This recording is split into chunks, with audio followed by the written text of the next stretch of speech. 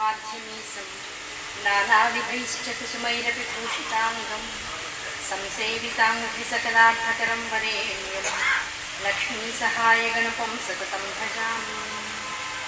अरुणां करुणातरङ्गिताक्षीं धृतपाशाङ्कुशपुष्पबाणचापाम् अणिमादिभिरावृतां मयूखैः अहमित्येव विभावयेद्भवानी।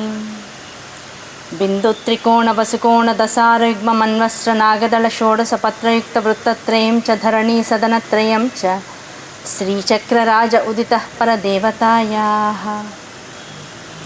शारदा शारदाम्भोजवदना वदनाम्बुजे सर्वदा सर्वदास्माकं सन्निधिः सन्निधिं क्रियात्। सदाशिवसमारम्भां व्यासशङ्करमध्यमाम् अस्मदाचार्यपर्यन्तां वन्दे गुरुपरम्पराम्। अज्ञानां जाह्नवीतीर्थं विद्यातीर्थं विवेकिनां सर्वेषां सुखदं तीर्थं भारतीतीर्थमाश्रये। विद्याविनयसम्पन्नं वीतरागं विवेकिनं वन्दे वेदान्ततत्त्वज्ञं विदुषेखरभारतीम्। राम राम रामेति रमे रामे मनोरमे सहस्रनाम तत्तुल्यं रामनामवरानने। శ్రీమాత్రే నమః. శ్రీ గురుభ్యో నమః. సభాయే నమః. అత్యద్భుతమైనటువంటి స్తోత్రరాజం. ఎటువంటి స్తోత్రరాజము అంటే, ఏ బీజాక్షర సంపద అయితే జగత్తు యొక్క అణువు కూడా ఒక చోటికి చేరి జగత్తు యొక్క ఆవిర్భావ రహస్యానికి మూల నిధులై విలసిల్లుతున్నాయో, అటువంటి బీజాక్షరాలన్నింటినీ అందరూ అన్ని వేళలా చదవడానికి, ఉచ్చరించడానికి, సాధన చేయడానికి సరైనటువంటి మార్గదర్శకత్వం, పరిణతి, గురు సమాగమం, సామాజిక, మానసిక, శారీరక స్థితిగతులు ఉండవు వచ్చేటువంటి కలియుగంలో, ప్రబలుతున్నటువంటి కలియుగంలో అనేటువంటి విషయాన్ని తెలుసుకున్నటువంటి వారైనటువంటి వారు మనందరికీ జగద్గురువులు ఆదిశంకరాచార్యులు.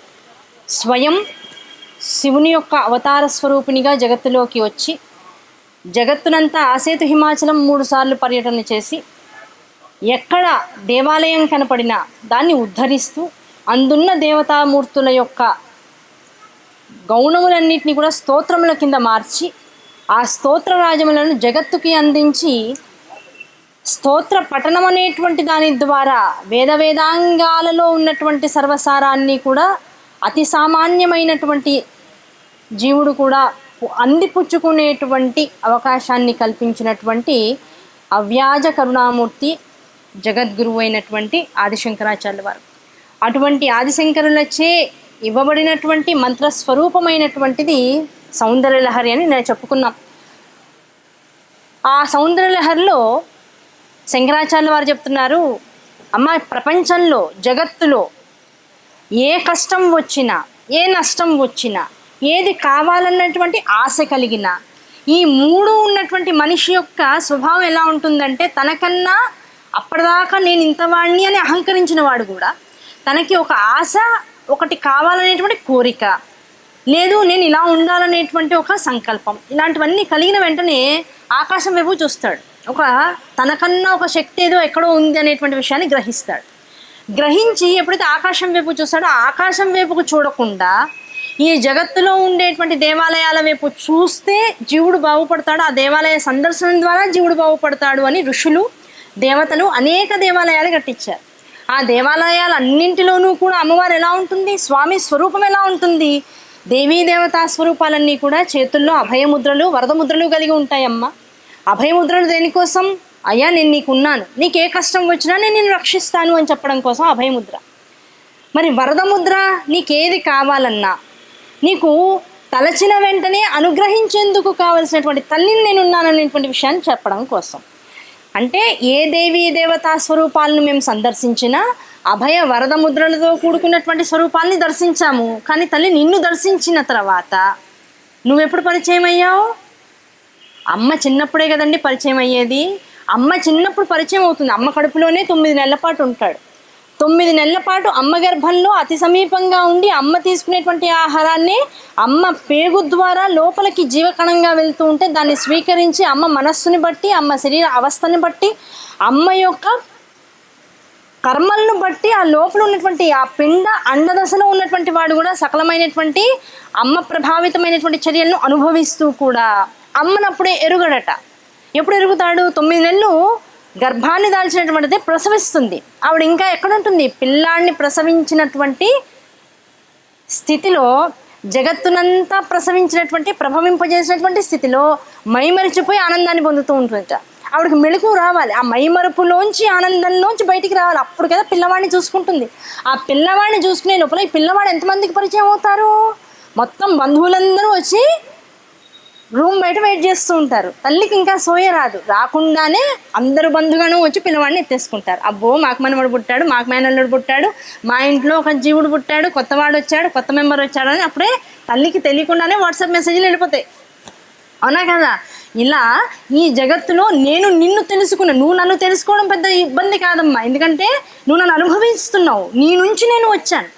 ఇప్పుడు పరిచయం కావాల్సింది ఎవరికి? నాకు నువ్వు పరిచయం కావాలి. నీకు నేను ఉన్నానని తెలుసు, నీ నుంచి వచ్చానని తెలుసు, చూస్తావు, కనపడతావు, ఇంకా జీవితాంతం నన్ను పోషిస్తావు అనేటువంటి విషయం నీకు మనసులో ఉంది. నీ అనురాగానికి, మమకారానికి ప్రతీకగా నీ కళ్ళ ముందు ఎప్పుడూ జ్యోతిలా నన్ను ఉంచుకుంటావు, అది కూడా నాకు తెలుసు. కానీ నాకు నువ్వు తెలియాలంటే ఏమవ్వాలి?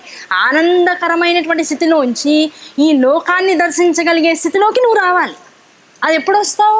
నేను ఏడిస్తే వస్తావు. అవునా కదా? ఏడిస్తే కానీ అమ్మ వైపుకి తిప్పరు. ఏడవనంతసేపు పిల్లవాడిని అందరూ ఎత్తుకుంటారు. ఈ జగత్తులో ఉన్నటువంటి దేవీ దేవతలందరూ ఎలాంటి వారో తెలుసా అమ్మ? నేను ఏడవకుండా ఉన్నంతసేపు లాలిస్తారు. ఆ ఏడవకుండా ఉన్నంతసేపు ఏడదితే అది ఇచ్చేవాళ్ళు ఉంటారు. ఏడవకుండా అడగకుండా ఉన్నంతసేపు ఎలా ఉన్నా సరే ముద్దులు పెట్టుకునే వాళ్ళే ఉంటారు. పిల్లవాడు ఏడుపు మొదలెట్టాక ఎవరికి ఇవ్వాలో వాళ్ళ చేతికి ఇచ్చేస్తారు. ఇంకప్పుడు ఎవ్వరూ ఉంచుకోరు. అటువంటి తల్లివి నా బుద్ధి ఇన్నాళ్ళు లౌకికమైనటువంటి పరధ్యాసలో మునిగిపోయింది.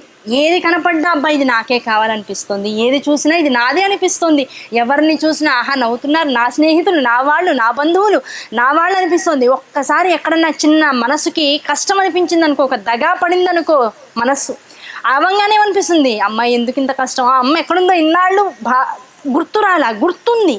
గమనించడానికి కావాల్సినటువంటి మానసిక స్థితి రాలేదు. ఆ వచ్చిన తర్వాత ఏమవుతుంది? నీ వైపు చూపడేటప్పటికల్లా ఇప్పుడు ఏమనిపించింది? ఇదివరకు వాళ్ళందరూ దగ్గర తీసుకున్నారే, అందరూ అడగకుండానే మీ నాన్న పేరేంట్రా అని నేను బుల్లి మాటలు చెప్తుంటే విని ఆనందించారే, చాక్లెట్లు ఇచ్చారే అడగకుండానే. నేను తీరా ఒకానొక అవసరం కోసము ఒకానొక బాధాకరమైన స్థితిలోనూ ఉండి దేహి అనగానే వీళ్ళెవ్వరూ రాలా. వచ్చింది ఎవరు? ఇప్పుడు నువ్వు వచ్చావు కళ్ళ ముందుకి. వచ్చినప్పటికి ఏం చేస్తున్నావు? ముందు ఇచ్చేదానికన్నా చెవి మిలిపెట్టి బుద్ధి చెబుతున్నావు. అమ్మ అడిగిందంతా ఇచ్చేస్తున్నా. లోపల 3 చాక్లెట్లు ఉన్నాయి ఫ్రిడ్జ్లో. అమ్మ నాకు చాక్లెట్ కావాలి. పిల్లవాడికి చాక్లెట్ ఇష్టమనే ఆవిడ 3 చాక్లెట్లు తీసుకొచ్చింది, కాదు 10 తీసుకొచ్చింది. కానీ ఏం చేసింది? వాడికి కనపడకుండా దాచి వాడికి ఒకసారి ఇచ్చిన తర్వాత వాడు మళ్ళీ అదే కావాలంటాడు. అప్పుడు ఏం చెప్తుంది? ఇప్పుడు కాదు అంటుంది. వాడు దొంగతనంగా తీసుకుందాం అనుకుని తల్లి లేనప్పుడు ఫ్రిడ్జ్ తలుపు తెరిచి నెమ్మదిగా తీస్తాడు. ఇప్పుడు తల్లి చూడకపోయినా తల్లికి తెలుస్తుందా తెలీదా? వాడు తీసుకున్నాడనే విషయం, ఎలా తీసుకున్నాడనే విషయం తల్లికి మాత్రమే తెలుస్తుంది. అప్పుడు నేను బాగానే తీసుకున్నాను, ఎవడికి ఎలా తెలిసిందని తర్వాత అనుకుంటాడు. వెంటనే తల్లి ఏం చేస్తుంది? తెచ్చిన చాక్లెట్ పిల్లవాడికి అయినా తన్ని అడగకుండా, పర్మిషన్ లేకుండా, వద్దు అన్న తర్వాత తీసుకున్నందుకు కానీ ముందు చెవి మెలేస్తుంది. వాడి కళ్ళల్లో కన్నీళ్లు రప్పిస్తుంది. అది తప్పు అనే విషయం వాడికి అర్థమయ్యేలా చేస్తుంది. ఏ జగత్తునైతే ఇన్నాళ్ళు నమ్మావు నాన్న, ఇది కరెక్ట్ కాదు, నేను ఉన్నాను, నా వైపు తిరగరా అంటే నువ్వు తిరగడానికి టైం తీసుకుంటున్నావు. ఆ తిరిగే టైం వచ్చే లోపల ఎవడో నన్ను ఏదో అన్నాడు అనేటువంటి నింద వాడి మీద వేసి నా వైపుకు తిరుగుతున్నావు. ఇది తప్పు. అలాగే నాకు కష్టం వచ్చింది, కష్టం 10 మంది వల్ల వచ్చింది. ఆ 10 మంది వల్ల కష్టం వచ్చింది కనుక నువ్వు నాకు సుఖాన్ని ఇస్తావని నా వైపు తిరక్కు. ఈ 10 మంది వల్ల కష్టం రాలా, నేను ఇద్దామనుకుంటే నీకు కష్టం వచ్చింది. నేను ఇవ్వకుండా అది ఎందుకు దాచాను? నీ మంచి కోసం దాచాను. ఆ మంచి నీకు అర్థం కాలేదు కనుక చెడు వైపుకు వెళ్ళావు కనుక నాకు ఆ చెడు నుంచి నా పిల్లవాడు మంచి వైపుకి రావాలనేటువంటి కోరిక నా యందు ఉంది కనుక నా వైపుకు తిప్పుకోవడం కోసం ఆ చాక్లెట్ని ఒక ఆధారంగా పెట్టి ఆ చాక్లెట్ని దాచడంలో నిన్ను బాగు చేయడం కూడా అంతరార్థం. నీ బంధువుల్లో ఉన్నటువంటి తప్పొప్పులు, నీ చుట్టుపక్కల ఉన్నటువంటి వాళ్ళలో వచ్చేటువంటి నిందాపూరితమైనటువంటి దృష్టి, ఇదంతా ఎందుకోసం? నిన్ను బాగు చేయడం కోసం, వాళ్ళ పట్ల నువ్వు నిందాపూరితంగా వ్యవహరించడం కోసం కాదు. ఈ ఒక్క విషయం నువ్వు తెలుసుకుంటే అమ్మ వైపు తిరగడం ఎంతసేపు పడుతుంది? ఎంతోసేపు పట్టదు. అలాంటి తల్లి ఎలా ఉందిట, అమ్మ ఈ జగత్తులో ఉన్న వాళ్ళందరూ నన్ను ముద్దు చేశారు, నన్ను దగ్గరికి రమ్మన్నారు, అవసరం ఉన్నప్పుడు వాడుకున్నారు, మన భాషలో పరిభాషలు అవసరం ఉన్నప్పుడు వాడుకున్నారు, తర్వాత వదిలేశారు, ఇన్ని రకాలుగా భావిస్తుంటాం. కానీ ఇవన్నీ ఎందుకు నీ వైపుకు తిరిగేటప్పటికల్లా, ఇవన్నీ నీ వైపుకు తిరిగాక ఒక్కసారిగా మరచిపోయి మైమరుపు వచ్చేటప్పటికి ఏమైంది, ఇప్పుడు నువ్వేం చెప్తున్నావు, ఒరే అవన్నీ నిజాలు కావు, నేను నిజం అనే విషయం చెప్తున్నావు. ఆ నిజం అనే విషయాన్ని చెప్పడంలో ఎలా ఉంది నీ రూపం, నీ ఆహార్యం, నీ యొక్క గర్భాలయంలో ఉండేటువంటి అతి సుందరమైనటువంటి ఆ మనోజ్ఞమైనటువంటి కళ ఎలా ఉంది. ఏ అభయముద్ర వరదముద్ర లేదు. చేతిలో పై చేతుల్లో రెండింటిలో అంకుశము పాశము ఉంది, కింద రెండు చేతుల్లో ధనుస్సు పంచ బాణాలు పంచ తన్మాత్రలు ఉన్నాయి. ఇటువంటి రూపం చూసేటప్పటికల్లా మిగతా అందరూ నాకు అభయాలు ఇచ్చారు, వరదాలు ఇచ్చారే, వరదముద్రలని నాకు చూపిస్తూ ఉన్నారే, ఆనందాన్ని కలిగించారే. ఈ అమ్మే ఒకటి 4 చేతుల్లో 4 ఆయుధాలు పట్టుకుంది. ఆయుధాలు దేనికోసం, కొట్టడం కోసమా, చంపడం కోసమా అని భయపడే లోపల నాలో ఉన్నటువంటి అహంకార మమకారాదులు షడ్వర్గాలు అని ఏవైతే ఇన్నాళ్ళు నన్ను పట్టి పీడిస్తున్నాయో, కామ క్రోధ లోభ మోహ మదమాత్సర్యాలు అనేటువంటివి ఏవైతే నాకు అతి సన్నిహితంగా ఉంటూ ప్రతి వారి పట్ల దోషాన్ని ఏరేటువంటి స్థితికి నన్ను తీసుకొచ్చాయో, చివరికి నా స్వార్థం ఏమిటి, స్వార్థం అంటే నేను బాగుండడం, నిజమే కదా.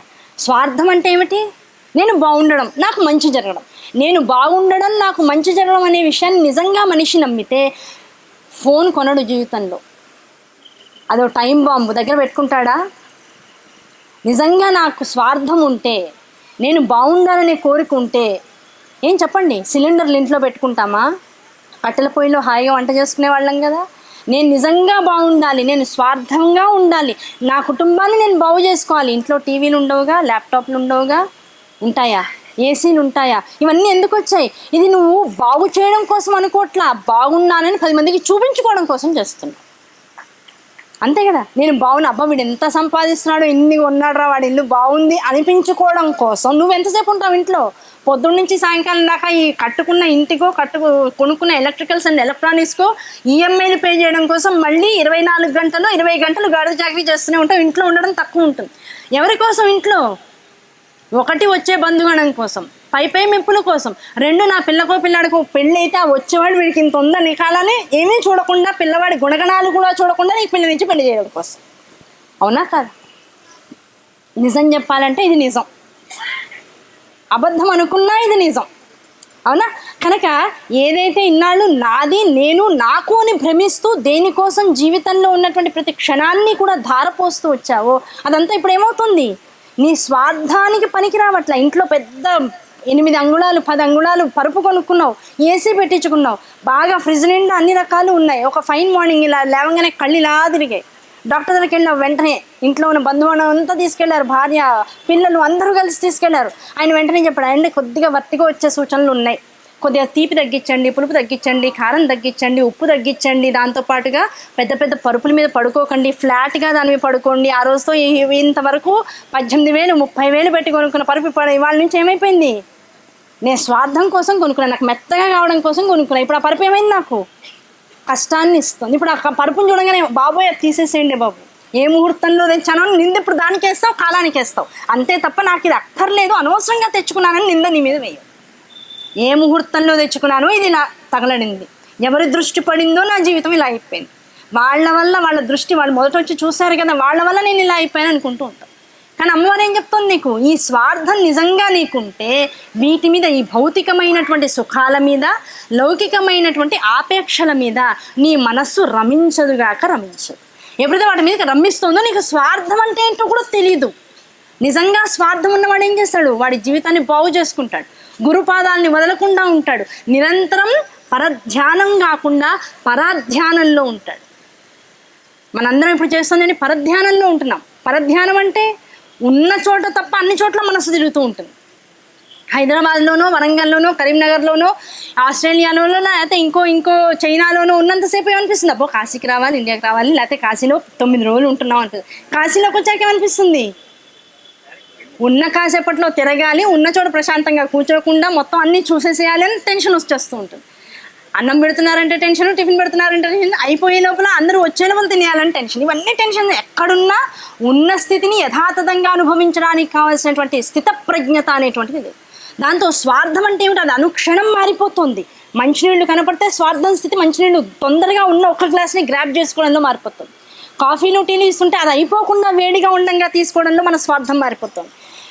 అవునా కదా? ప్రతి నిమిషము కూడా స్వార్థం తన రంగు, రుచి, రూపుని మార్చేసుకుంటూ ఉంటుంది. ఇటువంటి స్వార్థ భరితమైనటువంటి జీవన విధానంలోంచి స్వార్థరహితమైనటువంటి స్థితిని చేరుకోవాలి అంటే ఏం కావాలి? పరధ్యానము కావాలి. ఆ పరా అనబడేటువంటి ఆ పరావస్తువు ఏదైతే పరమేశ్వరి స్వరూపంలో ఉండి జగత్తుకంతటికి ఆధారభూతమై ఉందో ఆధారభూత స్వరూపులారైనటువంటి ఆ పర ధ్యానంలో నిరంతరం కనుక గడిపినట్లయితే అటువంటి వాడికి స్వార్థం అంటే ఏంటో తెలుస్తుంది. అసలు స్వార్థము పరధ్యానంలో ఉండడమే.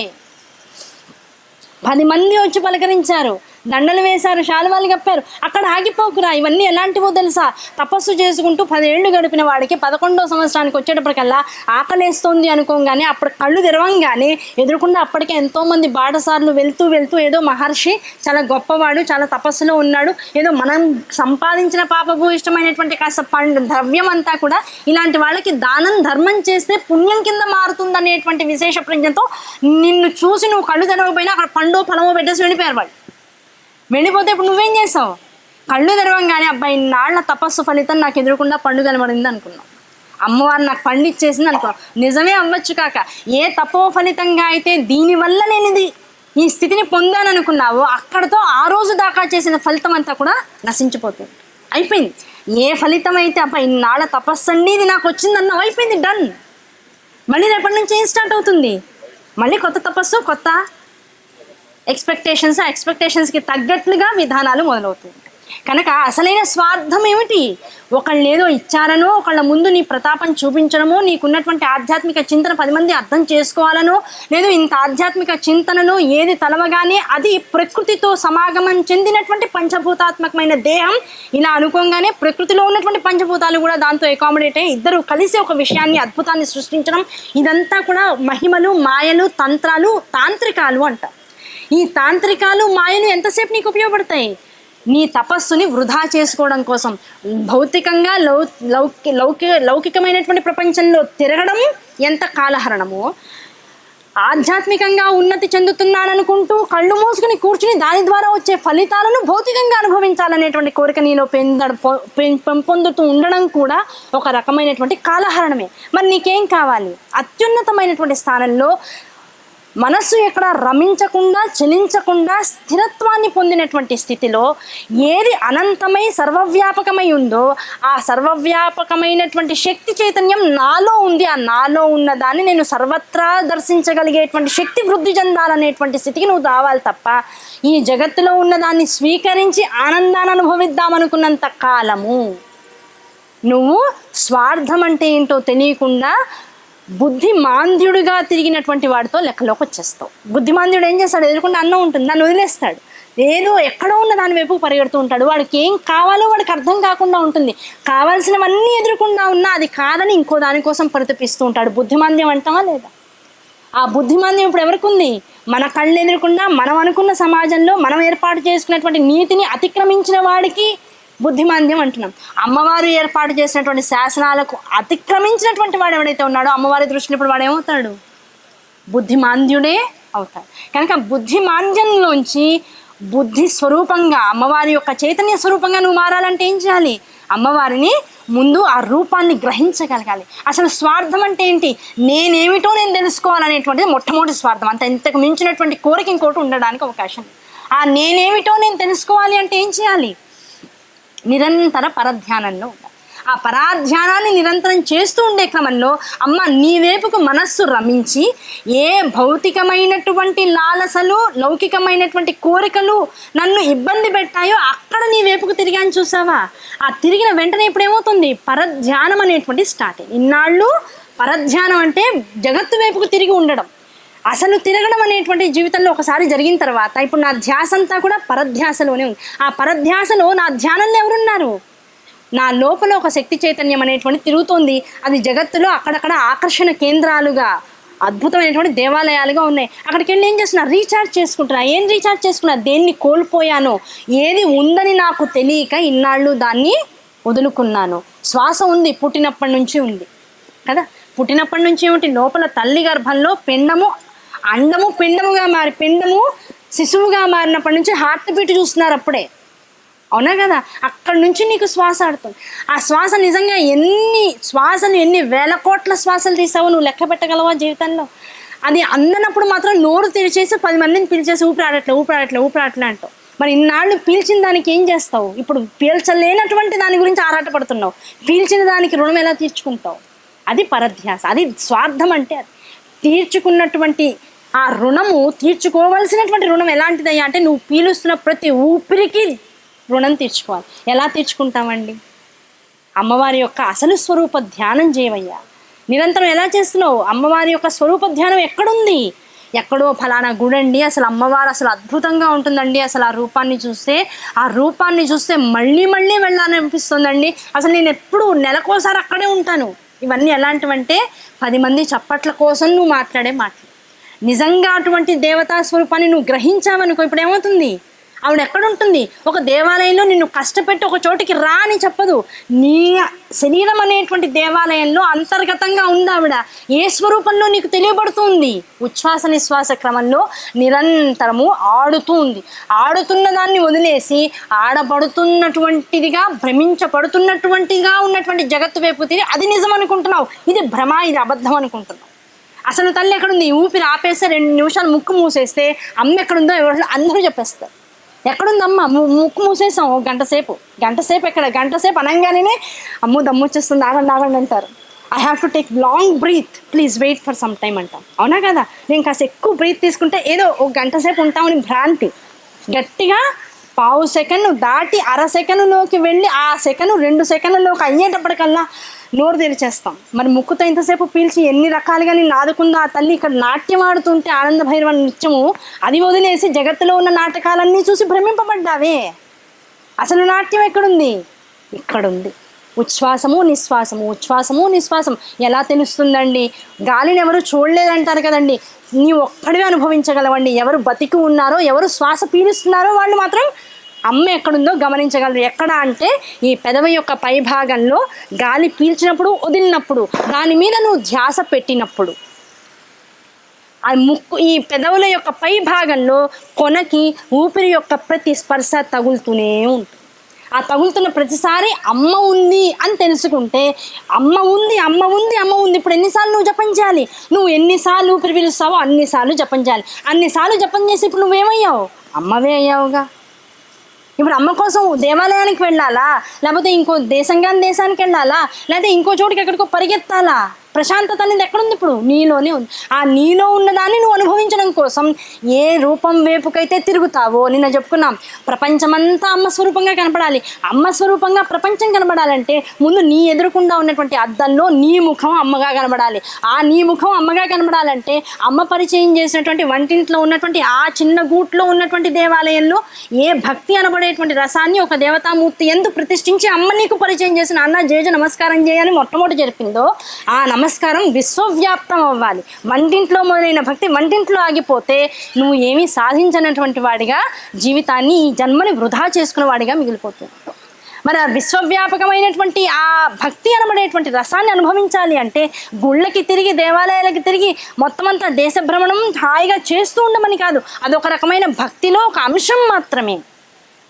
యాత్రలు చేయడం, దాంతోపాటుగా ఆధ్యాత్మిక యాత్రలు చేయడం ఎంతవరకు అంటే నీకు ఇవ్వబడినటువంటి ఈ శరీరాన్ని, ఇంద్రియాలని జాగ్రత్తగా ఉపయోగించుకుంటూ, అయ్యా నువ్వు కాళ్ళని ఇచ్చావు కనుక దీంతో నీ దాకా వస్తా స్వామి, ఈ కాళ్ళని నీ వైపుకు ప్రయాణం జరిగేలా చేస్తా. నాకు చేతులు ఉన్నాయి, ఈ చేతులతో ఏ కాడికి కబంధుల్లాగా వెతుక్కుని తెండం దగ్గర ఆగిపోతున్నా, దీంతో నీకు అభిషేకం చేసే అవకాశాన్ని, నీ కుంకుమార్చన చేసే అవకాశాన్ని, దానికోసం నేను ఒక పూజా విధానాన్ని అలవాటు చేసుకుంటున్నా. ఈ నోరుంది, ఎప్పుడు వాళ్ళని ప్రస్తుతించడమే తప్ప అసలు దీంతో ఏం మాట్లాడాలని నువ్వు నాకు నోరు ఇచ్చావో, నోరు లేని వాళ్ళని చూసినప్పుడు అర్థమవుతుంది. కనుక ఇప్పుడు ఏం చేస్తున్నా? స్తోత్ర పఠనం, ఈ వైఖరి స్వరూపం నాకు ఇచ్చావు కనుక దీన్ని ఆధారంగా చేసుకుని ఒక స్తోత్ర పఠనాన్ని చేస్తున్నా. అలాగే కళ్ళు ఇచ్చావు, ఈ కళ్ళతో ఏ కాటికి నాకు బాగున్నాయి అనిపించినవి, నాకు అందంగా అనిపించినవి మాత్రమే దర్శిస్తూ పోతున్నా. అసలైన అందం ఎక్కడుంది? ఈ లౌకికమైన ప్రపంచంలో ఇవాళ పూసిన పువ్వు రేపు పొద్దునకల్లా రాలిపోతుందనే నిజం తెలిసినా దాన్ని సత్యం అనుకుని, నిత్యం అనుకుని ఫోటోల్లో ఫోన్లలో నింపి పెట్టుకుంటున్నా. ఆ పువ్వు నుంచి నీ వైపుకి, నీ ముఖారవిందం వైపుకి మనస్సు రమిస్తే ఇప్పుడు అసలైన అందం ఎక్కడుంది? అది ఎలాంటిది? శాశ్వతమైనటువంటిది. ఆ శాశ్వతమైనటువంటి అనంతమైనటువంటి అందాన్ని తెలుసుకోవడం కోసం నీ దేవాలయానికి కోసం ఒకసారి నేను చూసిన తర్వాత దేవాలయం ఎన్నిసార్లు వెళ్ళాలండి? దేవాలయం ఎన్నిసార్లు వెళ్ళాలి? రోజు వెళ్ళాలా? అంటే నీలో ఉన్నటువంటి శక్తిని ఏ రోజుకి ఆ రోజు డ్రైన్ చేసుకుంటున్నావు అనేగా అర్థం. మొదట్లో నోకియా ఫోన్ వచ్చింది. ఆ నోకియా ఫోన్కి ఎర్ర బటను పచ్చ బటను ఉండే. ఒకసారి ఛార్జింగ్ పెడితే దాని సిగదరగా 3 రోజులైనా అయ్యేది కాదు. రెండే విషయాలు, అయితే పచ్చ బటను లేకపోతే ఎర్ర బటను. పెద్ద రింగ్ టోన్స్ కూడా ఉండేవి కాదు, ఒకటే టోను. ఎంతమందికి ఉన్నా అందరూ జేబుల్లో చేయబెట్టి అందరికీ ఫోన్లు వచ్చాయమని చూసుకునేస్తా కాలం మనం చూసాం, అవునా కదా? పెద్ద దాని మీద ఆసక్తి ఉండేది కాదు. ఎప్పుడైతే టచ్ వచ్చిందో మనతో పాటు ఇంకో సిలిండర్ పెట్టుకుని తిరుగుతున్నాం. ఏంటా సిలిండర్? ల్యాండ్ మైన్ అంటూ ఉంటాం. ఈ నక్సలైట్లు, ఈ దేశ ఉగ్రవాదులు వీళ్ళు తిరుగుతున్న చోట ల్యాండ్ మైన్స్ పెట్టుంటాయి రహస్యంగా. ఆ ఉగ్రవాదులు తిరుగుతున్న చోట ఉంటాయో లేదో ఇంకా మనం వెళ్ళలేదు, దాని అనుభూతి చెందలేదు, మనకు తెలియదు. కానీ మనం ల్యాండ్ మైన్ మన పక్కనే పెట్టుకుంటున్నాం. ఒకటి ఫోను, దానికి ఛార్జరు, దాంతోపాటు ఒక బ్యాటరీ. అది ఎంత పవర్ ఉండి ఎంత తొందరగా మనం కనెక్ట్ చేయగానే మనకి దానికి బ్యాటరీ వెళ్తుందో దాన్ని, ఎందుకంటే రోజంతా కెలుకుతూనే ఉంటాం కనుక దీనికి ఛార్జింగ్ నిమిషానికి ఒకసారి డిశ్చార్జ్ అయిపోతూ ఉంటుంది కనుక ఆ డిశ్చార్జింగ్ని మళ్ళీ ఛార్జింగ్ చేసుకుని వాట్సాప్లు చూడాలి, ఇన్స్టాగ్రాములు చూడాలి, ఫేస్బుక్లు చూడాలి. ఇప్పుడు ఈ కార్యక్రమం అంతా ఎందులో వస్తాం? టెన్షన్ అందరికీ కూడా, అవునా కదా? అంటే ఏది డిశ్చార్జ్ అయిపోతుందో దాన్ని ఛార్జ్ చేసుకోవాలి. నువ్వు డిశ్చార్జ్ అవుతున్నావు కనుకనే ఛార్జింగ్ ఎక్కడ దొరుకుతుందో ప్రయత్నిస్తున్నావు. దానికోసం గుడికి వెళ్తున్నావు. ఒక్కసారి ఛార్జింగ్ చేసుకో. ఎవరితో? ఛార్జింగ్ కాదు, కనెక్ట్ అవ్వు. దేంతో? పంచభూతాలతో. ఆ పంచభూతాత్మకమైనటువంటి దేవాలయంలో అందులో ఉన్నటువంటి మూల ప్రకృతి స్వరూపిణి అయినటువంటి ఆ జగదంబతో ఒకసారి కనెక్ట్ అయితే ఇంకా డిశ్చార్జ్ అనేది ఉండదు, అంత ఎర్తింగ్ ఉంటుంది. ఆ ఎర్త్లోంచి వచ్చినటువంటి వాసనామయమైనటువంటి క్షేత్రాలన్నీ కూడా వాసనారహితమైనటువంటి స్థితిని చేరుతాయి. వాసన క్షయం అవుతుంది. ఎప్పుడైతే వాసన క్షయమైందో మరి ఛార్జ్ చేయాల్సిన అవసరం ఉండదు. ఉన్న ఛార్జ్ని ఆనందంగా అనుభవించే స్థితికి వస్తావు. 10 మందికి కనెక్షన్స్ ఇవ్వగలిగే స్థితికి వస్తావు. అటువంటి స్థితిని పొందాలి కనుక ఇప్పుడు ఎన్నిసార్లు గుడికి వెళ్ళాలి? అయ్యో ఇలా అంటే ఇంకా దేవాలయాలు అందరూ పోషించొద్దా అండి? హైందవ ధర్మం పోషింపబడాలి. అన్ని ధర్మాలు ఏదైతే ధర్మం అని చెప్పబడుతోందో, ఏది శాస్త్ర నిర్వచనంగా ధర్మం అనేటువంటి దానికి వేద విదితమైనటువంటి విషయం ఉందో అవన్నీ ఎల్లప్పుడూ కూడా ఉండాలి. కారణం ఏమిటి? పెద్దవాళ్ళు వెళ్తూ ఉంటే చిన్నవాళ్ళు చూసి నేర్చుకుంటారు.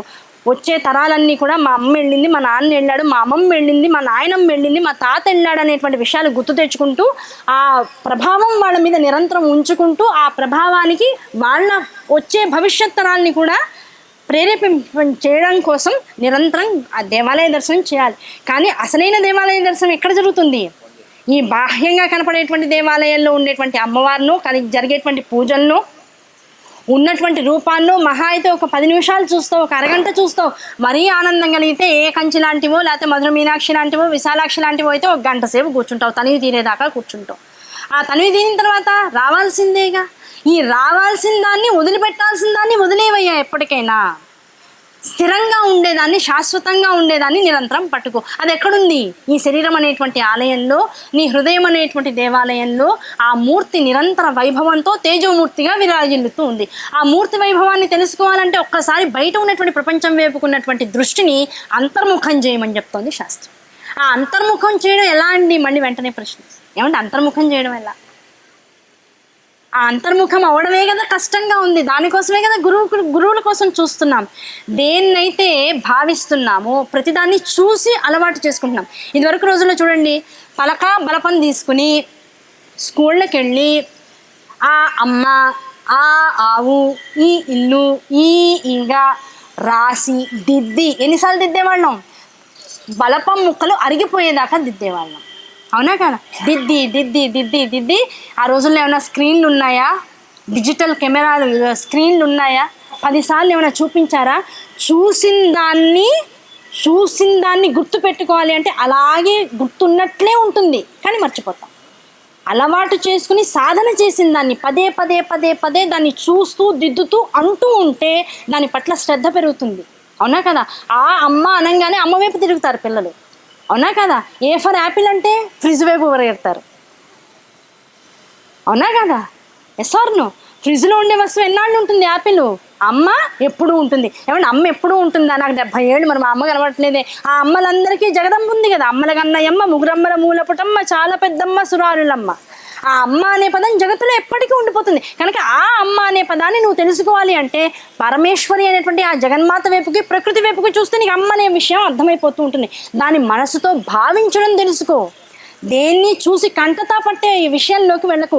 లలితా సహస్రనామం పుస్తకం తీసామంటే మొట్టమొదటి నామం దగ్గర నుంచి చివరి దాకా 21 minutes అండి, డన్. మీకు ఎన్నిసార్లు పారాయణ కావాలో చెప్పండి, మేము చేసేస్తాం. ఎన్నిసార్లు పారాయణ కావాలో స్పీడ్ అక్కర్లా. ఒక నామం దగ్గర ఆగవయ్యా, అనుభూతి చెందు. ఆ అనుభూతి చెందడం కోసమే కదా ఇంత వాంగ్మయం ఉంది. ఇన్ని రకాలైనటువంటి విషయాలు వింటూ వింటూ వింటూ ఎక్కడ మనస్సు రమించిందో దాని లోపల భావన చేసి దాని యందు మనస్సుని లగ్నం చేసే ప్రయత్నం చేయి. అన్నం తింటున్నాం, నిజంగా అన్న విరక్తి వచ్చిందండి, మా పిల్లవాడు అసలు అన్నం తినట్లేదు, లేదా మా ఆయన అసలు అన్నం తినట్లేదు, ఈ మధ్య చాలామంది వచ్చి కంప్లైంట్స్ చేస్తారు. నేను అన్నం ఏదో గబగబా ఒక పదార్థం కింద మార్చి తినట్లేదు అని స్పూన్ వేసి వదిలేసేసేయకండి. అన్నాన్ని ప్లేట్లో పెట్టి ఇదివరకు మీ వారికి ఎలా వడ్డించేవారో, మీ పెద్దవాళ్ళు, మా మామగారనో లేకపోతే మా అత్తగారనో ఎవరో చాలా వృద్ధులైపోయారు, తినలేకపోతున్నారు, ఎలా వడ్డించారో అలా వాళ్ళ ముందు పెట్టండి. వాళ్ళు ఏం చేస్తారు? ఏం లేదమ్మా అలా చూస్తూ ఉంటుంది, చూడనివ్వండి. చూడడం ద్వారా ఏం కలుగుతుంది? దాని పట్ల మళ్ళీ భావన చక్కగా దాని మీద ఏర్పాటు అవుతుంది. ఆ భావన ఏర్పాటైతే తినే 2 మెతుకులు కూడా లోపల శక్తిని ఇస్తాయి. ఏ భావన లేకుండా అదేంటో అర్థం కాకుండా లోపల పోసేస్తూ ఉంటే శక్తి రావచ్చేమో, ఆసక్తి పోతుంది. ఎప్పుడైతే ఆసక్తి పోతుందో బతకాలనే కోరిక కూడా పోతుంది. దేని పట్లైనా ఆసక్తి కావాలి. ఆసక్తి దేనిలోంచి వస్తుందంటే దాన్ని గమనించడం ద్వారా, దాన్ని శ్రద్ధాపూరితంగా నిరంతరం అనుభవించడం ద్వారా, దాన్ని నిరంతరం మనసులో మననం చేయడం ద్వారా వస్తుంది. ఆ మననం ఎప్పుడైతే నీ మనసులో నిలుస్తుందో అటువంటి వాడి జన్మ ఎక్కడా కూడా ఓ డిప్రెషన్కి గురవడానికి కానీ, ఒక కోపాలు ద్వేషాలు లాంటి మనసులో జనించడానికి కానీ అవకాశం లేకుండా అప్పుడే విరిసినటువంటి పువ్వు ఎంత తాజాతనంతో ఆనందాన్ని 10 మందికి పంచుతూ తాను పుట్టగానే ఏం చేస్తుంది? అది ఎందుకు జగత్తులోకి వచ్చిందో ఆ విధానంలో అది పరిపూర్ణమైనటువంటి స్థితిని పొందేసింది. కారణం ఏమిటి? ప్రతి పువ్వు విచ్చుకుంటోంది. ఎటు చూస్తుంది? ఆకాశం వైపు చూస్తుంది. అవునా? దాని పని అయిపోయింది. అయ్యో ఇప్పుడు నన్ను తీసుకెళ్ళి అమ్మవారి పాదాల దగ్గర పెడతారా, లేకపోతే నేను రాలిపోయి కింద పడిపోతానా, నా బతికింతేనా, ఎవరైనా వచ్చి కారు నడుపుతుంటే ఆ కారు చక్రాల కింద పడతానా, ఇదంతా పువ్వు ఆలోచిస్తుందా? పువ్వు జగత్తులోకి వచ్చింది అంటే, వికసించింది అంటే, వికసించడమే దాని పనిగా వచ్చింది జగత్తులోకి. ఆ వచ్చిన తర్వాత ఇప్పుడు ఆ పువ్వు ఏమైపోతే దానికి ఎందుకు? అలా స్థితప్రజ్ఞత అనేటువంటి స్థితిని ఆధారం చేసుకుని తల్లి ఈ జన్మ ఇచ్చింది. ఈ జన్మలో జగత్తులోకి వచ్చాం. ఇది ఎందుకు ఇవ్వబడింది? ముందు ఆలోచించి ఇది ఎలా ఉంటే దీనికి సార్థకత అనేటువంటిది వస్తుంది. ఆ 2 విషయాలు గమనిస్తే బంధువులు ఉన్నారు, ఆదాయం ఉంది, ఐశ్వర్యం ఉంది, రకరకాల గొప్పలు ఉన్నాయి, కాళ్ళకి 3000 రూపాయల చెప్పులు ఉన్నాయి, అవునా కదా? జేబులో 30,000 నుంచి 3 లక్షల దాకా విలువ చేసే సెల్ ఫోన్లు ఉన్నాయి. ఆ సెల్ ఫోన్ మోసే బ్యాగ్ 10,000 ఉంటుంది. ఇవన్నీ ఎవరి కోసం? భారాన్ని పెంచుకుంటూ ఉండడం కోసం. పక్కవాడిని ఎంత నమ్మడం, తక్కువగా నమ్మితే అంత మంచిదని ఆ బ్యాగ్ని ఎప్పుడు భుజాన్ని వేసుకుని తిరుగుతూ ఉండడం. ధైర్యంగా ఒక్కళ్ళమన్నా ఇంకోళ్ళకు బ్యాగ్ ఇవ్వగలుగుతున్నామా? నిజం చెప్పండి. ఆ నమ్మకం లేనిది ఎక్కడో మన కళ్ళ కనపడకుండా ఉన్నటువంటి ఒక పరదేవత మనల్ని అనుగ్రహిస్తుందంటే నమ్మకం ఎక్కడి నుంచి వస్తుంది?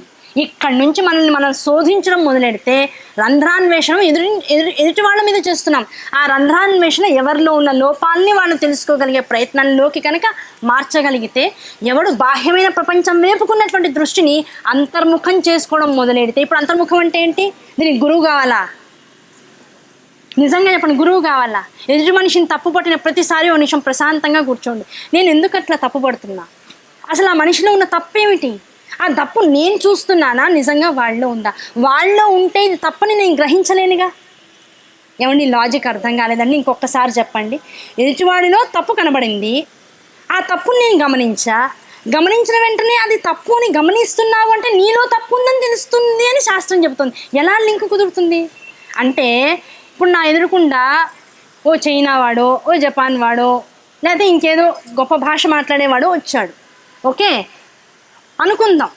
వాడు అంత ముందు కూర్చున్నాడు, వాడు లేచి పాపం ఏదో మంచినీళ్ళు లేకపోతే ఓ ఫ్యాన్ ఆన్ చేసుకుందామనో, లేకపోతే ఫోన్ ఇక్కడ సిగ్నల్ రావట్లేదు బయట మాట్లాడడానికో బయటికి వెళ్ళాడు. ఆయన వచ్చే లోపల ఆయన సీట్లో నేను కూర్చున్నా.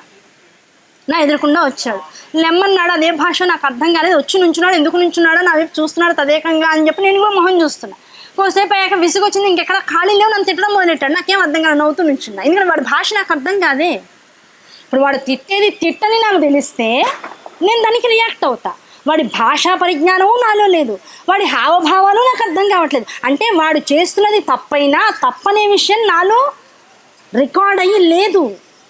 అది తప్పని నాలో రికార్డ్ ఎప్పుడవుతుంది? నేను ఎప్పుడో అప్పుడు ఆ తప్పుని చేసి ఉంటే తప్పని రికార్డ్ అవుతుంది. ఆ తప్పుతో అసలు నాకు సంబంధం లేదు అంటే ఇంకా తప్పు కాదు, లేదు, అసలు తప్పు లేదనే కదా. ప్రపంచంలో ఉన్నటువంటి తప్పుని నువ్వు గ్రహిస్తున్నావు అంటే ఇప్పుడు ఎవరిది తప్పు? ప్రపంచంలో ఇది రైటు, ఇది గొప్ప, ఇది బాగుంది, ఇది అద్భుతంగా ఉందని ప్రతిదాన్ని గమనిస్తావు అంటే అర్థం ఏమిటి? ఆల్రెడీ నువ్వు దానికన్నా గొప్పదాని అనే భావన నీలో ఉంది కనుక. అలాగే ఎదుటి మనిషిలో ఉన్నటువంటి తప్పులు నీకు అర్థమవుతున్నాయి అంటే నీలో ఆ తప్పులు అప్పటికే ఉన్నాయి. ఆ తప్పులన్నిటి తప్పుని తెలిసి నువ్వు యాక్సెప్ట్ చేసి లోపల ఉంచేసుకున్నావు. ఆ తప్పులు ఎదుటి వాళ్ళు కనబడేటప్పటికి ఇప్పుడు ఏం చేస్తున్నావు? అంతర్మథనం నిన్ను నువ్వు శోధించుకోవడం మానేసి ఎదుటి మనిషిలో ఉన్న తప్పులన్నీ బయటికి తీసి చూసారా ఇది తప్పే, చూసారా ఇది తప్పే, చూసారా ఇది తప్పే, ఆ తప్పు ఇది తప్పని నీకు చెప్పుకోవడం నీకు తెలియట్లా. తెలియక ఎదుటి వాళ్ళలో ఉన్న తప్పులన్నీ వేరు తీస్తున్నావు. ఆ తప్పులు నీలో ఉన్నాయని తెలిసిన రోజున ఇప్పుడు ఏం చేస్తావు? ప్రశాంతంగా కూర్చుని అసలు ఎవరిని ఏమీ అనకుండా నాలో ఉన్న తప్పులన్నింటినీ ముందు నేను బయటికి లాగుతా. నాలో ఏ తప్పులు లేవు, నేను ఎటువంటి ద్వంద్వభావంలోనూ లేకుండా ఉన్నాను, ప్రశాంత చిత్తంలో ఉన్నాను. ప్రపంచం అంతా ఇప్పుడు నాకు ఎలా కనబడుతుంది? ప్రశాంత చిత్తంతో ఏ తప్పు లేనటువంటి దానిగా. మరి జగద్గురువులు ఎందుకండి అందరి వైపు అంత ప్రశాంత చిత్తంతో చూస్తారు? వాళ్ళ ముఖం చూస్తే మనకు కూడా ఎక్కడ లేని ప్రశాంతత ఎందుకు వస్తుందండి? వాళ్ళలో ఏమీ లేవండి, ఎలాంటివి భౌతిక లౌకికమైనటువంటి వాదనలేవి వాళ్ళలో లేవు. దానికి మించినటువంటి ఆధ్యాత్మిక పరిణతితో మొత్తం జగత్తునంతా కూడా పరబ్రహ్మం అనేటువంటి దృష్టితో చూడగలిగేటువంటి వారు జగద్గురువులు. అందుకనే వారు ముందుకు వెళ్తే మనలో ఉన్నటువంటి తాపములు, మోహములు అన్నీ కూడా నశించిపోతున్నాయి. అన్నీ నశించి మనం ఏం చేస్తున్నాం? జగద్గురువు దగ్గరికి వెళ్ళి హాయిగా ప్రశాంతంగా ఆయన అలా చూస్తే చాలండి ఆనందం కలుగుతుంది అనుకుంటున్నాం. అవునా కదా? అబ్బా వెళ్ళొచ్చాక ఎంత బాగుందో, 10 రోజులు బాగుందండి, ఇంకా అంతే మళ్ళీ మొదలు అనుకుంటుంది. ఆ మొదలు ఎక్కడ మొదలైంది? ఆ మొదలు నీలోంచే మొదలైంది.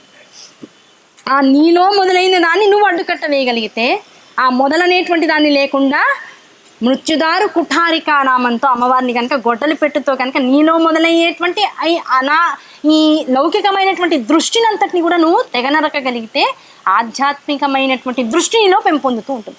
ఆ దృష్టి పెంపొందాలంటే ఇప్పుడు నువ్వేం చేస్తున్నావు? అమ్మ వైపుకి నీ చూపుని మరలుస్తున్నావు. ఆ మరల్చేటప్పుడు ఇప్పుడు కళ్ళు ఎలా ఉంది? ఏమండి మళ్ళీ మా అమ్మ అలాగే ఉందండి, 4 చేతుల్లో 4 ఆయుధాలు పట్టుకుని ఉందండి. ఆ ఆయుధాలు ఇప్పుడు ఎందుకు పనికి వస్తున్నాయో తెలుసా? పై చేతుల్లో ఉన్నటువంటి 2 ఆయుధాలు ఏం చేస్తున్నాయి? అంకుశము, పాశము. నీలో ఉన్నటువంటి అహంకారం పెరిగిన కొద్దీ అంకుశంతో అమ్మవారు పొడిచి లాగేయడానికి నీలో ఉంది. ఆ అంకుశాన్ని చేతిలో ధరించి ఉంది.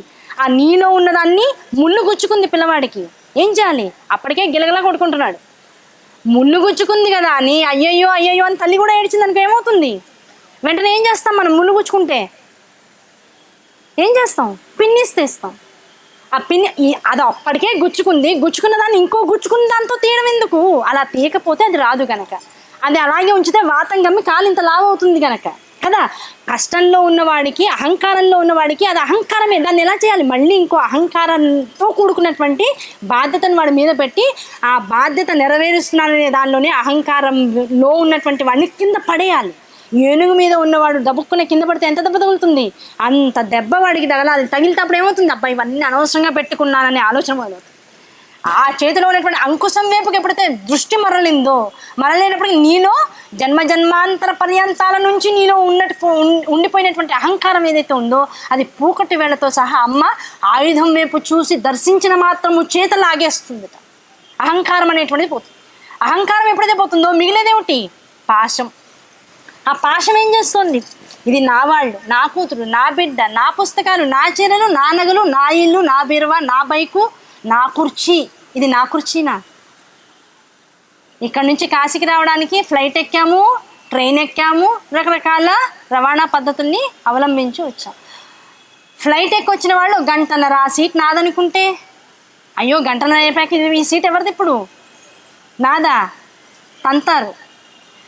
పోనీ ట్రైన్లో వచ్చాం, 1 రోజున్నర సీట్ నాది. తర్వాత ఆ నాదనేది ఇప్పుడు ఎక్కడా లేదనే విషయం మనకు అర్థమవుతుంది కదా. ఏది నాది కాదన్నప్పుడు ఇంత ఖర్చు పెట్టి, ఇంత బాధ్యతగా, ఇంత ఇది పెట్టి, ఇన్ని లక్షలు పెట్టి ఇంత చేసినటువంటి ఇక్కడ ఏర్పాటు చేసినటువంటి ఈ సభ అంతా ఎంతసేపు మంది ఇక్కడ కూర్చున్నాయి? 6 అయ్యేటప్పటికల్లా ఇదేది ఇంకా మందిగా దిగి వెళ్ళిపోమంటారు. అమ్మ చాలాసేపు అయింది, ఇంకా చాలు, ఇంకా ఆపేసేయండి వెళ్ళిపోండి. అవునా కదా? ఇదేది మంది కాదు, ఇవన్నిట్లో సుఖం పొందుతున్నాగా, ఆనందం పొందుతున్నాగా. అబ్బా ఇంతమంది వచ్చి వింటున్నారే, చప్పట్లు కొడుతున్నారే, ఆహా నేను అన్న ప్రతి విషయానికి నవ్వుతున్నారే, ఆనందంగా ఇక్కడే ఉండొచ్చుగా. ఎప్పుడు ఉండనివ్వరు. అదే ప్రపంచం, అదే ప్రకృతి. ఆ ప్రకృతి నువ్వు ఎప్పుడైతే అర్థం చేసుకుంటావో దేని మీద నీకు మోహం రాదు. ఆ మోహం నీకు వచ్చేది నాది, శాశ్వతంగా నాతో ఉండిపోతుందని భ్రమిస్తున్నావో అమ్మ చేతిలో ఉన్న పాసం వైపుకు నీ దృష్టిని మరల్చు. అమ్మ ఆయుధాలు ఎందుకు పనిచేస్తున్నాయి? అందుకు పనిచేస్తుంది. అమ్మ పాసంతో కొడుతుందా? నీ మోహాలు నిన్ను ఇబ్బంది పెడతాయి. ఆ ఇబ్బంది పెట్టిన ప్రతిసారి అమ్మ వైపుకు తిరుగుతావు. తిరిగిన ప్రతిసారి హోంవర్క్ తప్పు చేసినటువంటి పిల్లవాడిని 4 దెబ్బలేసైనా సరిగా చేయించే తల్లి ఎలా ఉంటుందో ఆవిడ కోపం ఉంటుంది ఆ పిల్లాడి మీద. మళ్ళీ ఆ తప్పు చేయకుండా ఉండాలంతే. వాడు ఆ తప్పు చేయకుండా ఉండి ఏది సరైన పద్ధతితో తెలుసుకోవాలి. ఆ సరైన పద్ధతిలోకి వచ్చిన తర్వాత వాడు 10 మందిలో గొప్ప అనిపించుకోవాలి. తల్లి కోరిక అంతవరకే ఉంటుంది. ఆ గొప్ప నా బిడ్డ అనిపించుకోవాలనేటువంటి కోరికతో అంత మదన పడుతుంది. ఆ మదన పడ ఏం చేస్తుందో చేతిలో అంకుశాన్ని, ఇంకో చేతిలో పాశాన్ని పెట్టుకుంది. కింద వచ్చాం. 2 చేతుల్లో ఏమున్నాయి? ధనుస్సు, పంచ తన్మాత్రలు, అదే పంచ బాణాలు ఉన్నాయి. ఆ ధనుస్సు ఎలా ఉందిట? చెరుకు ధనుస్సు అన్న. ఆ ధనుస్సు వైపుకు మనస్సు రమిస్తే ఏమవుతుంది? ఆ ధనుస్సును తదేక దృష్టితో చూసా. అది చెరుకుతో చేశారో ఇంకో దాంతో చేశారో నాకు తెలియదండి. అమ్మవారి చేతిలో ధనుస్సు ఉంది. ఆ ధనుస్సు వైపుకు మనస్సు వెళ్ళింది. ఇప్పుడు ఆ మనస్సు ఏమవుతుంది? మనస్సు వెళ్ళింది అంటున్నావుగా. ధనుస్సు అంటేనే మనస్సు అయ్యా. ఆ మనస్సు ఎప్పుడైతే ధనస్సు వైపుకు వెళ్ళిందో తదేక దృష్టితో మనస్సుతో ధనస్సును చూస్తూ పో. నీ మనస్సు స్థిరంగా ఉండడానికి అలవాటు పడుతుంది. అది నిమిషానికి ఏమవుతుంది? తరంగాలు వచ్చినటువంటి చిన్న తటాకంలాగా ఇక్కడ ఉంటుంది తప్ప ఉండకుండా పరిగెడుతుంది. ఆ పరిగెడుతున్న దాన్ని ఏం చేయాలి? కట్టి పెట్టి కూర్చోపెట్టి మరి వెళ్ళకుండా ట్రైనింగ్ ఇవ్వాలి. ఆ ట్రైనింగ్ ఎవరి వల్ల అవుతుంది? అమ్మ వల్లే అవుతుంది. అమ్మ వల్ల అవడం కోసం చేతిలో ధనస్సు పట్టుకుని కూర్చుంది. ఆ ధనస్సు వైపుకి నీ మనస్సు వెళ్ళిందనుకో, మరి మనస్సు ఇంకో దాని మీదకి వెళ్లకుండా ఆపేస్తుంది. అందుకోసం చేతిలో ధనస్సు పట్టుకుంది. తర్వాత పంచబాణాలు పట్టుకుందండి మా అమ్మ. ఆ పంచబాణాలు దేనికోసం? నీలో పంచేంద్రియాలు ఉన్నాయి. ఆ పంచేంద్రియాలు ఎప్పుడు కూడా రంగు, రుచి, వాసన, ఆనందం, స్పర్శ, సుఖం ఇవన్నీ పొందడంలో నిమగ్నం అయిపోయింది. ఆ నిమగ్నం అయిపోయిన దాన్ని ఇప్పుడు ఏం చేస్తుంది అమ్మవారు? ఈ లౌకికమైనటువంటివి కాసేపే ఉంటాయి. మిరపకాయ బజ్జీలు చాలా ఇష్టం. ఎన్ని తింటావు? ఎంతసేపు తింటావు? బాగా ఆకలిగా ఉంటే 3, మహా ఇష్టంగా ఉంటే 4, 5వ తింటే 6వ తింటే ఇంకా ఆ తర్వాత మిరపకాయ బజ్జీ కనపడితే బాబు దూరంగా వెళ్ళండి ఆయన అని చెప్తాం. అవునా కదా? అలా చెప్పడం అంటే దేని మీద మనకి కోరిక కలుగుతుందో ఆ కోరిక కలిగింది నిన్ను ఎంతసేపు ఆనందపరుస్తుంది? ఎక్కువసేపు ఆనందపరచట్లా. కానీ ఇవన్నీ కూడా తాత్కాలికాలే. ఆ తాత్కాలికమైనటువంటి సుఖాపేక్ష వైపుకు మనస్సు వెళ్ళిపోతుంది. మనస్సుతో పాటు ఇంద్రియాలు వెళ్ళిపోతుంది. ఆ ఇంద్రియాల్ని ఆపాలి. ఎవరి తరం అవుతుంది? ఆకలేస్తుంది. వాళ్ళందరూ నాగుల చవితి ఉపవాసం ఉన్నారా లేదా? అవునా కదా? ఆ పలహారశాలలోంచి వాసనలు వచ్చాయా రాలేదా? అందరూ తిన్నామని చెప్పారా లేదా? ఇవాళ ఇలా చేశారు, డబ్బా నిన్నటికన్నా ఇవాళ బాగున్నాయి అన్నారా అంటే ఇప్పుడు మనసు ఏమవుతుంది? ఉపవాసం ఉపవాసం ఉపవాసం జపం చేస్తుంది. ఆ జపంలోనే అబ్బా ఇదేదో రేపు చేయొచ్చు కదా ఈ టిఫిను అనిపిస్తుంది, అనిపించట్లేదు. ఆ క్షణం చాలు. అవునా? అబ్బా రాత్రి ఎప్పుడు అవుతుందో అనిపిస్తుంది, అనిపించట్లేదు. పళ్ళు ఎక్కడున్నాయో కొనుక్కుందాం అనిపిస్తుంది, అనిపించట్లేదా? మనం ఉపవాసం ఉంటున్నాం, కానీ దేంతో ఉపవాసం ఉంటున్నాం? చెప్పుకోవడం కోసం నోటితో ఉపవాసం ఉంటున్నాం. మనస్సు ఏం చేస్తుంది? ఎక్కడ పదార్థం ఉంటే దాని మీదకి వెళ్ళి వాలిపోతుంది.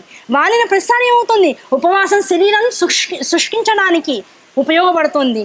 మనస్సు వాలిన ప్రతిసారి మనస్సు తన నిబ్బరత్వాన్ని కోల్పోవడం కోసం ఉపయోగపడుతుంది. ఆ మనస్సు నిబ్బరత్వాన్ని కోల్పోయిన ప్రతిసారి ఇంద్రియాలు మనస్సు మీద జయాన్ని సాధిస్తూనే ఉన్నాయి. ఆ సాధించిన ప్రతిసారి మనస్సు సాధనలో కుంటుపడుతూనే ఉన్నాడు. ఆ కుంటుపడిన ప్రతిసారి అమ్మ చేతిలో ఉన్న పంచతన్మాత్రల వైపుకు మనస్సు రమించమయ్యా, చెయ్యి, కూర్చో.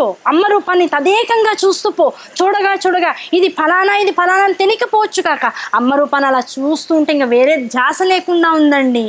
అదే పరధ్యాస అండి. అటువంటి పరధ్యాసను ఒకసారి అనుభూతిలోకి తెచ్చుకోవయ్యా. ఇప్పుడు అమ్మ ఏం చేస్తుంది? 4 ఆయుధాలు 4 చేతుల్లో పట్టుకుని ఆ 4గింటి ద్వారా ఎన్ని జన్మలు అనుభవించామో తెలీదు.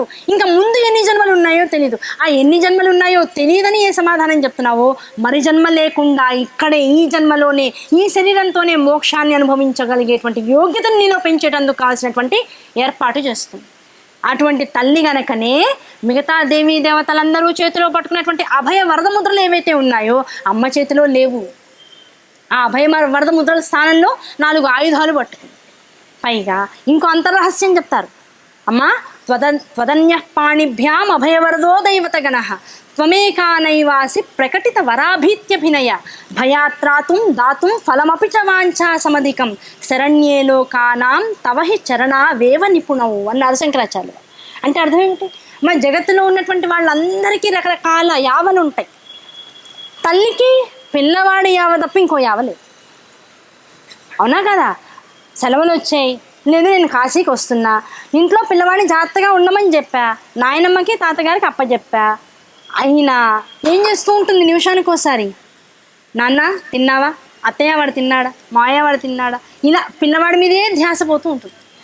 ఒకవేళ ఆవిడ 4వ అంతస్తులో ఉంది, పిల్లవాడి కింద ఆడుకుంటూ ఉన్నాడు, సైకిల్ ఇచ్చిందో లేకపోతే క్రికెట్ ఆడుకుంటున్నాడు, ఆడుతున్న పిల్లవాడు ఒక్కసారిగా కింద పడి లేకపోతే బాల్ తగిలి గట్టిగా అరిచాడు అనుకోండి, అది ఆటల్లోనే అయ్యి ఉండొచ్చు కాక, ఆటల్లోనే ఎవడో మోసం చేశాడని గట్టిగా అరిచాడు. ఆ గట్టి అరుపు కూడా తల్లి ఏం చేస్తుంది, బాబాయ్ నా పిల్లవాడికి ఏదో అయిపోయిందనేటువంటి బాధతోనూ భయంతోనూ పిల్లవాడిని గబగబా చూడాలనేటువంటి ఆవేదనతోనూ గబగబా కిందకి వెళ్ళిపోతుంది. ఆ కిందకి వెళ్ళినప్పుడు ఏం చేస్తుంది, దెబ్బ తగిలిందేమో అనే ఆలోచన ఉంటే ఓ చేత్తో బ్యాండేజ్ తీసుకోవాలి, ఇంకో చేత్తో సోఫ్రమైసిన్ తీసుకోవాలి, డెటాల్ తీసుకోవాలి, జగ్గుతో నీళ్ళు తీసుకోవాలి. ఇవన్నీ పట్టుకుంటుందా? ఏమీ పట్టుకోవట్లా.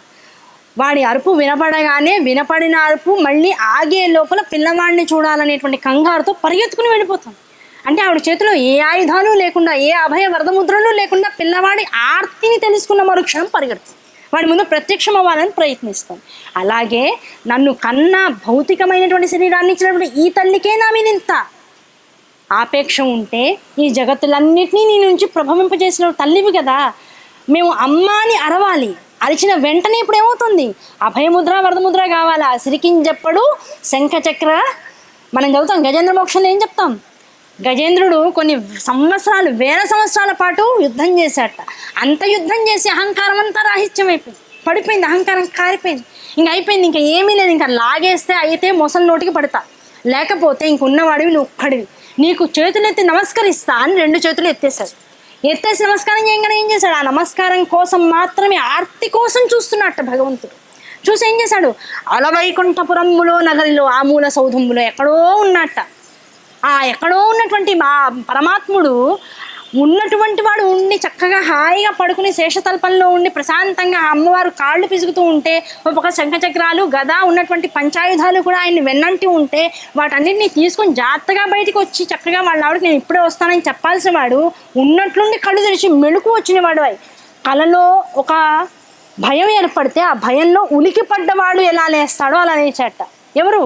1000 సంవత్సరాల పాటు అహంకారంతో పోరాడినటువంటి గజేంద్రుడు అహంకారాన్నంతటినీ వదిలేసి నువ్వు తప్ప నాకు ఇంకెవరు దిక్కు లేదని 2 చేతులు ఎత్తేటప్పటికల్లా అంత దొడుచుకుని లేచాట. ఇప్పుడు అమ్మ ఎక్కడుంది? ఎవరిని చెప్పేది అమ్మ గురించి చెప్తున్నారు. ఎగ్జాంపుల్ ఏమో విష్ణుమూర్తి గురించి ఇస్తున్నాడండి. అమ్మకి విష్ణుమూర్తికి సంబంధం ఉందా? అమ్మకి విష్ణుమూర్తికి సంబంధం ఉందా? విష్ణుమూర్తి నాభిస్థానంలో ఏముంది? తామర తూడు ఉంది. అందులోంచి పుట్టిన వాళ్ళు ఎవరు? బ్రహ్మదేవుడు. గర్భంలోంచి నాభిస్థానంలోంచి పుట్టింపగలిగినటువంటి శక్తి ఎవరికి ఉంటుంది? తల్లికే ఉంటుంది. విష్ణుమూర్తి ఈజ్ ఈక్వల్ టు తల్లే కదా. అంతే, విష్ణుమూర్తి ఎక్కడెక్కడ మనకు కనపడతాడో అక్కడక్కడ తల్లి అనే భావన వస్తుంది. కనుకనే స్థితికారకుడుగా ఉంటాడు, మనల్ని పోషించేవాడిగా, మన జీవితాన్ని వృద్ధి చెందించేవాడిగా, మనం ఎప్పుడు ఏ కష్టం వచ్చినా అడగగానే అన్ని ఇచ్చేవాడిగా ఉంటాడు. తల్లి ఎలా ఉంటుందో అలా ఉంటాడు విష్ణుమూర్తి. కనుక అటువంటి విష్ణుమూర్తి ఎలాగైతే 2 చేతులు ఎత్తినటువంటి అహంకార స్వరూపంగా కొన్ని 1000 సంవత్సరాలు పోరాడినటువంటి గజేంద్రుడికే అంత విశేషంగా వచ్చి ఉద్ధరించాడే, అటువంటి తల్లి మనస్సు తెలుసుకున్నటువంటి వాడు పిల్లవాడు అమ్మాని నిజంగా పిలిస్తే ఏ బాధ లేకుండా ఆటల్లో తనలో తను పోటీ పడుతూ ఎదురుకుండా వచ్చినటువంటి ప్రతిఘటనని తట్టుకోవడం కోసం పిల్లాడు అరిస్తేనే తల్లి పరిగెత్తుకుంటూ వచ్చిందే. అదే ఆర్తితో అమ్మ నా కోసం ఉందని తెలుసుకుని ఆ తల్లికి నా ఆర్తి తెలియాలనేటువంటి భావోద్వేగంతో సంకల్పంతో ఎవడైతే కూర్చుంటాడో తల్లి రాకుండా ఉంటుందా? అసలు రాలేదనే భావన నీ మనసులో ఉంది అంటే అమ్మ నన్నేం పెద్ద ఆదుకోలేదండి, అబ్బో ఇప్పటికి ఎన్నిసార్లు లలితా సహస్రనామం పారాయణ చేశాను, నా పుస్తకాల్లో ఉంది కనుక ఎన్నిసార్లు ఖడ్గమాల చేశాను, ఇంకెన్నిసార్లు ఎన్ని స్తోత్రాలు చేశాను, ఎన్ని దీపాలు వెలిగించాను, నాకేం పెద్ద కనపడలేదండి, ఇంకా అమ్మకి నా మీద దయ రాలేదేమో అనుకుంటూ ఉంటాం. ఆ దయ రాలేదేమో, ఇంకా అమ్మ నన్ను కరుణించలేదేమో అన్న చోటే ఆగిపోయావు. ఏది నువ్వు కోరుకున్నది నీకు ఇస్తే దానివల్ల కనీసం అమ్మ లేదని నిందాస్తుతి మాత్రం చేయగలిగే జన్మ ఇంకా జీవితం ఇంకా నీకుంది. ఒకవేళ నువ్వు అడిగింది నీకు ఇచ్చుంటే ఇలా నిందాస్తుతి చేయగలిగేటువంటి అవకాశం కూడా లేకుండా శరీరం పడిపోతుందేమో. అందుకని అమ్మ నువ్వు అడిగిన దాన్ని ఇవ్వకుండా పక్కన పెట్టేసి, అవునా కదా? శరీరం ఉంది, జన్మ ఉంది కనుక అడిగింది రాలేదు కనుక అమ్మ నేను అడిగింది ఇవ్వలేదు, అమ్మ లేదంటున్నావు. అది అమ్మ లేదంటాం కూడా ఆవిడకి ఇష్టమే. అమ్మ అని పిలిచేవాడు లేదన్నా అమ్మని పిలుస్తాడు, అది చాలా ఆవిడకి, అవునా కదా? శంకరాచార్య వారు ఏమన్నారు, అమ్మ జగత్తులో చెడ్డ పుత్రుడు ఉండొచ్చు కాక చెడ్డ తల్లి ఎక్కడా లేదమ్మా అన్నాడు. కనుక అమ్మని నిందాస్తుతి చేస్తున్నావు, అమ్మ అని అరుస్తున్నావు. అమ్మని పిలిస్తే చాలు నువ్వు నిందాస్తుతి చేసినావు ఒకటే. ధ్యానంలో నన్ను ఆధ్యాత్మికంగా పరిణతి పొంది దాంతో ఆర్తిగా అమ్మని పిలిచిన ఒకటి. అమ్మని పిలవడమే ఆవిడకి కావాలి. ఆ భావన ఉన్నటువంటి తల్లి కనుక ఇప్పుడు ఏం చేస్తుంది, అమ్మని పిలిచిన వాడి వైపుకు తిరుగుతుంది. ఆ తిరిగిన తర్వాత ఆవిడ అపార కరుణ ఎలా ఉందో అనుభవించేటువంటి మానసిక స్థితిగతులు నీకు లేవు, అంత ప్రావీణ్యత నీకు లేదు. అమ్మ చాక్లెట్ దాచిందనేదే వాడికి కోపం, ఎందుకు దాచిందనేది వాడికి తెలీదు. పెద్ద అయిన తర్వాత తనతోటి స్నేహితులందరికీ పళ్ళన్ని పుచ్చిపోయి ఫిల్లింగ్ చేయించుకుంటూ ఉంటే మా అమ్మ చిన్నప్పుడు అందుకే దాచిందని అప్పుడు 20 ఏళ్ళు వచ్చాక తెలుస్తుంది. 5 ఏళ్ల కొడుక్కి 20 ఏళ్ళు వచ్చాక అంటే 15 ఏళ్ల పాటు అమ్మ కరుణ ఎలా ఉంటుందో అర్థం చేసుకోవడానికి 15 ఏళ్ళు పట్టింది. మరి అమ్మని ఆధ్యాత్మికంగా పట్టుకోవాలి, ఆ మోక్షం అనేటువంటి దాని వైపుకి అమ్మ నన్ను తీసుకెళ్ళాలి, తనలో లయం చేసుకోవాలనుకునేటువంటి వాడికి జీవితంలో పడవలసిన వాడికి ఏముండాలి? దీపం వెలిగించాం, కార్తీక మాసం దీపం వెలిగించాం కదా. రోజు దీపారాధన చేసుకుంటారా లేదా? అందరూ కార్తీక మాసం దీపారాధన చేసుకుంటాం. ఆ దీపారాధన చేసుకుంటే ఇప్పుడు ఏమవుతుంది? దీపం బత్తి ఏమవుతుంది? మండుతుంది. మండి మండి మండి ఏమవుతుంది? చివరికి ప్రకృతిలో లయించిపోతుంది. ఇంకా బత్తి ఉంటుందా? ఆ బత్తి వెలగడానికి వేసిన ద్రవ్యం ఉంటుందా? ఆవు నెయ్యో నూనె ఏదో వేసాం, బత్తి వెలిగించాం. ఒక దీపం వెలగాలి అంటే ఆ దీపం వెలిగిన దీపం లయింపబడాలి అంటే దాని ముందు వెలిగించేవాడు ఉండాలి, ఆ వెలగడానికి కావాల్సినటువంటి ద్రవ్యం ఉండాలి. ఈ రెండు జీవితంలో కష్టము సుఖము అనేటువంటి 2 విధానాలుగా నీకు జీవితంలోకి వచ్చాయి. దాన్ని ఒడిసి పట్టుకోవడానికి మనస్సు కావాలి, అదే ప్రమిద అన్నాడు. ఆ మనస్సులో నువ్వు ఒత్తివేయి నీ అనుభవ సారాన్నంతా. ఆ అనుభవ సారాన్ని వెలిగించడం కోసం ఒక ద్రవ్యాన్ని వేయి, అదే నువ్వు సుఖము. ఏదైతే ఆదాయం సంపాదిస్తున్నావో, ఒక ఐశ్వర్యాన్ని సాధించావో, ఒక మంచి పేరు సాధించావో, అదంతా ద్రవ్యం. అదే ఆవు నెయ్యో నూనెగానో వేస్తున్నావు. వేసాకేం చేయాలి? అది అలాగే ఉంచితే నన్ను కరుణిస్తుందా? దాన్ని వెలిగించాలి. ఎంత బాగున్న దాన్నైనా అబ్బా చూడడానికి ప్రమిద ఎంత బాగుందో, ఇందులో ఎన్నో ఒత్తులు వేసి కమల ఒత్తులు చేశారు, పద్మ ఒత్తులు చేశారు, లేకపోతే ఇంకేదో ఒత్తులు చేశారు, మా అమ్మ ఎంత కష్టపడిందో, మా అత్తగారు ఎంత కష్టపడిందో అని రకరకాల ఒత్తులు తెచ్చుకుంటాం. ఆ ఒత్తిని అలా చూస్తే మనకి పుణ్యం వస్తుందా? దానివల్ల ఆనందం కలుగుతుందా? అది ప్రమిదలో వేయాల్సిందే, అన్నో ద్రవ్యం వేయాల్సిందే, అంటించాల్సిందే. ఆ అంటించడమే సాధనా మార్గంలో ప్రతి వాళ్ళు చేయవలసినటువంటి సాధన. అలా చేయగా చేయగా చేయగా ఏమవుతుంది? ఇలా ఒత్తి వేసి దేన్నైతే జీవితాంతం సంపాదించావో దాన్నంతా అందులో ద్రవ్యంగా వేసావో, ఆ ద్రవ్యంగా వేసింది మిగలదు, ఒత్తిగా వేసింది మిగలదు. ఈ 2 కలిపి పంచభూతాల్లో కలిసిపోతున్నాయి. పంచభూతాల్లో మొత్తం కలిసిపోతే అబ్బా అక్కడికి ఏమవుతుంది? లయించిపోయిందండి, కొండెక్కిందండి అంటాం. దీపం అంతా అయిపోయిన తర్వాత ఏమంటాం? కొండెక్కింది దీపం అంటాం. కొండెక్కడం అంటే అర్థం ఏంటి? మన దేవీ దేవతలు అందరూ ఎక్కడున్నారు? కొండ మీదేగా ఉన్నారు. ఆ కొండెక్కిన దేవుడి దగ్గరికి ఇప్పుడు కొండెక్కిందంటే దీపం ఇప్పుడు ఎక్కడికి వెళ్ళిందని, ఆయనలో ఆవిడలో లయం అయిపోయిందని అర్థం. నువ్వు అలా లయింపబడాలంటే ఏమవ్వాలి? ఎవడో ఒకటి నేను వెలిగిస్తూ ఉండాలి.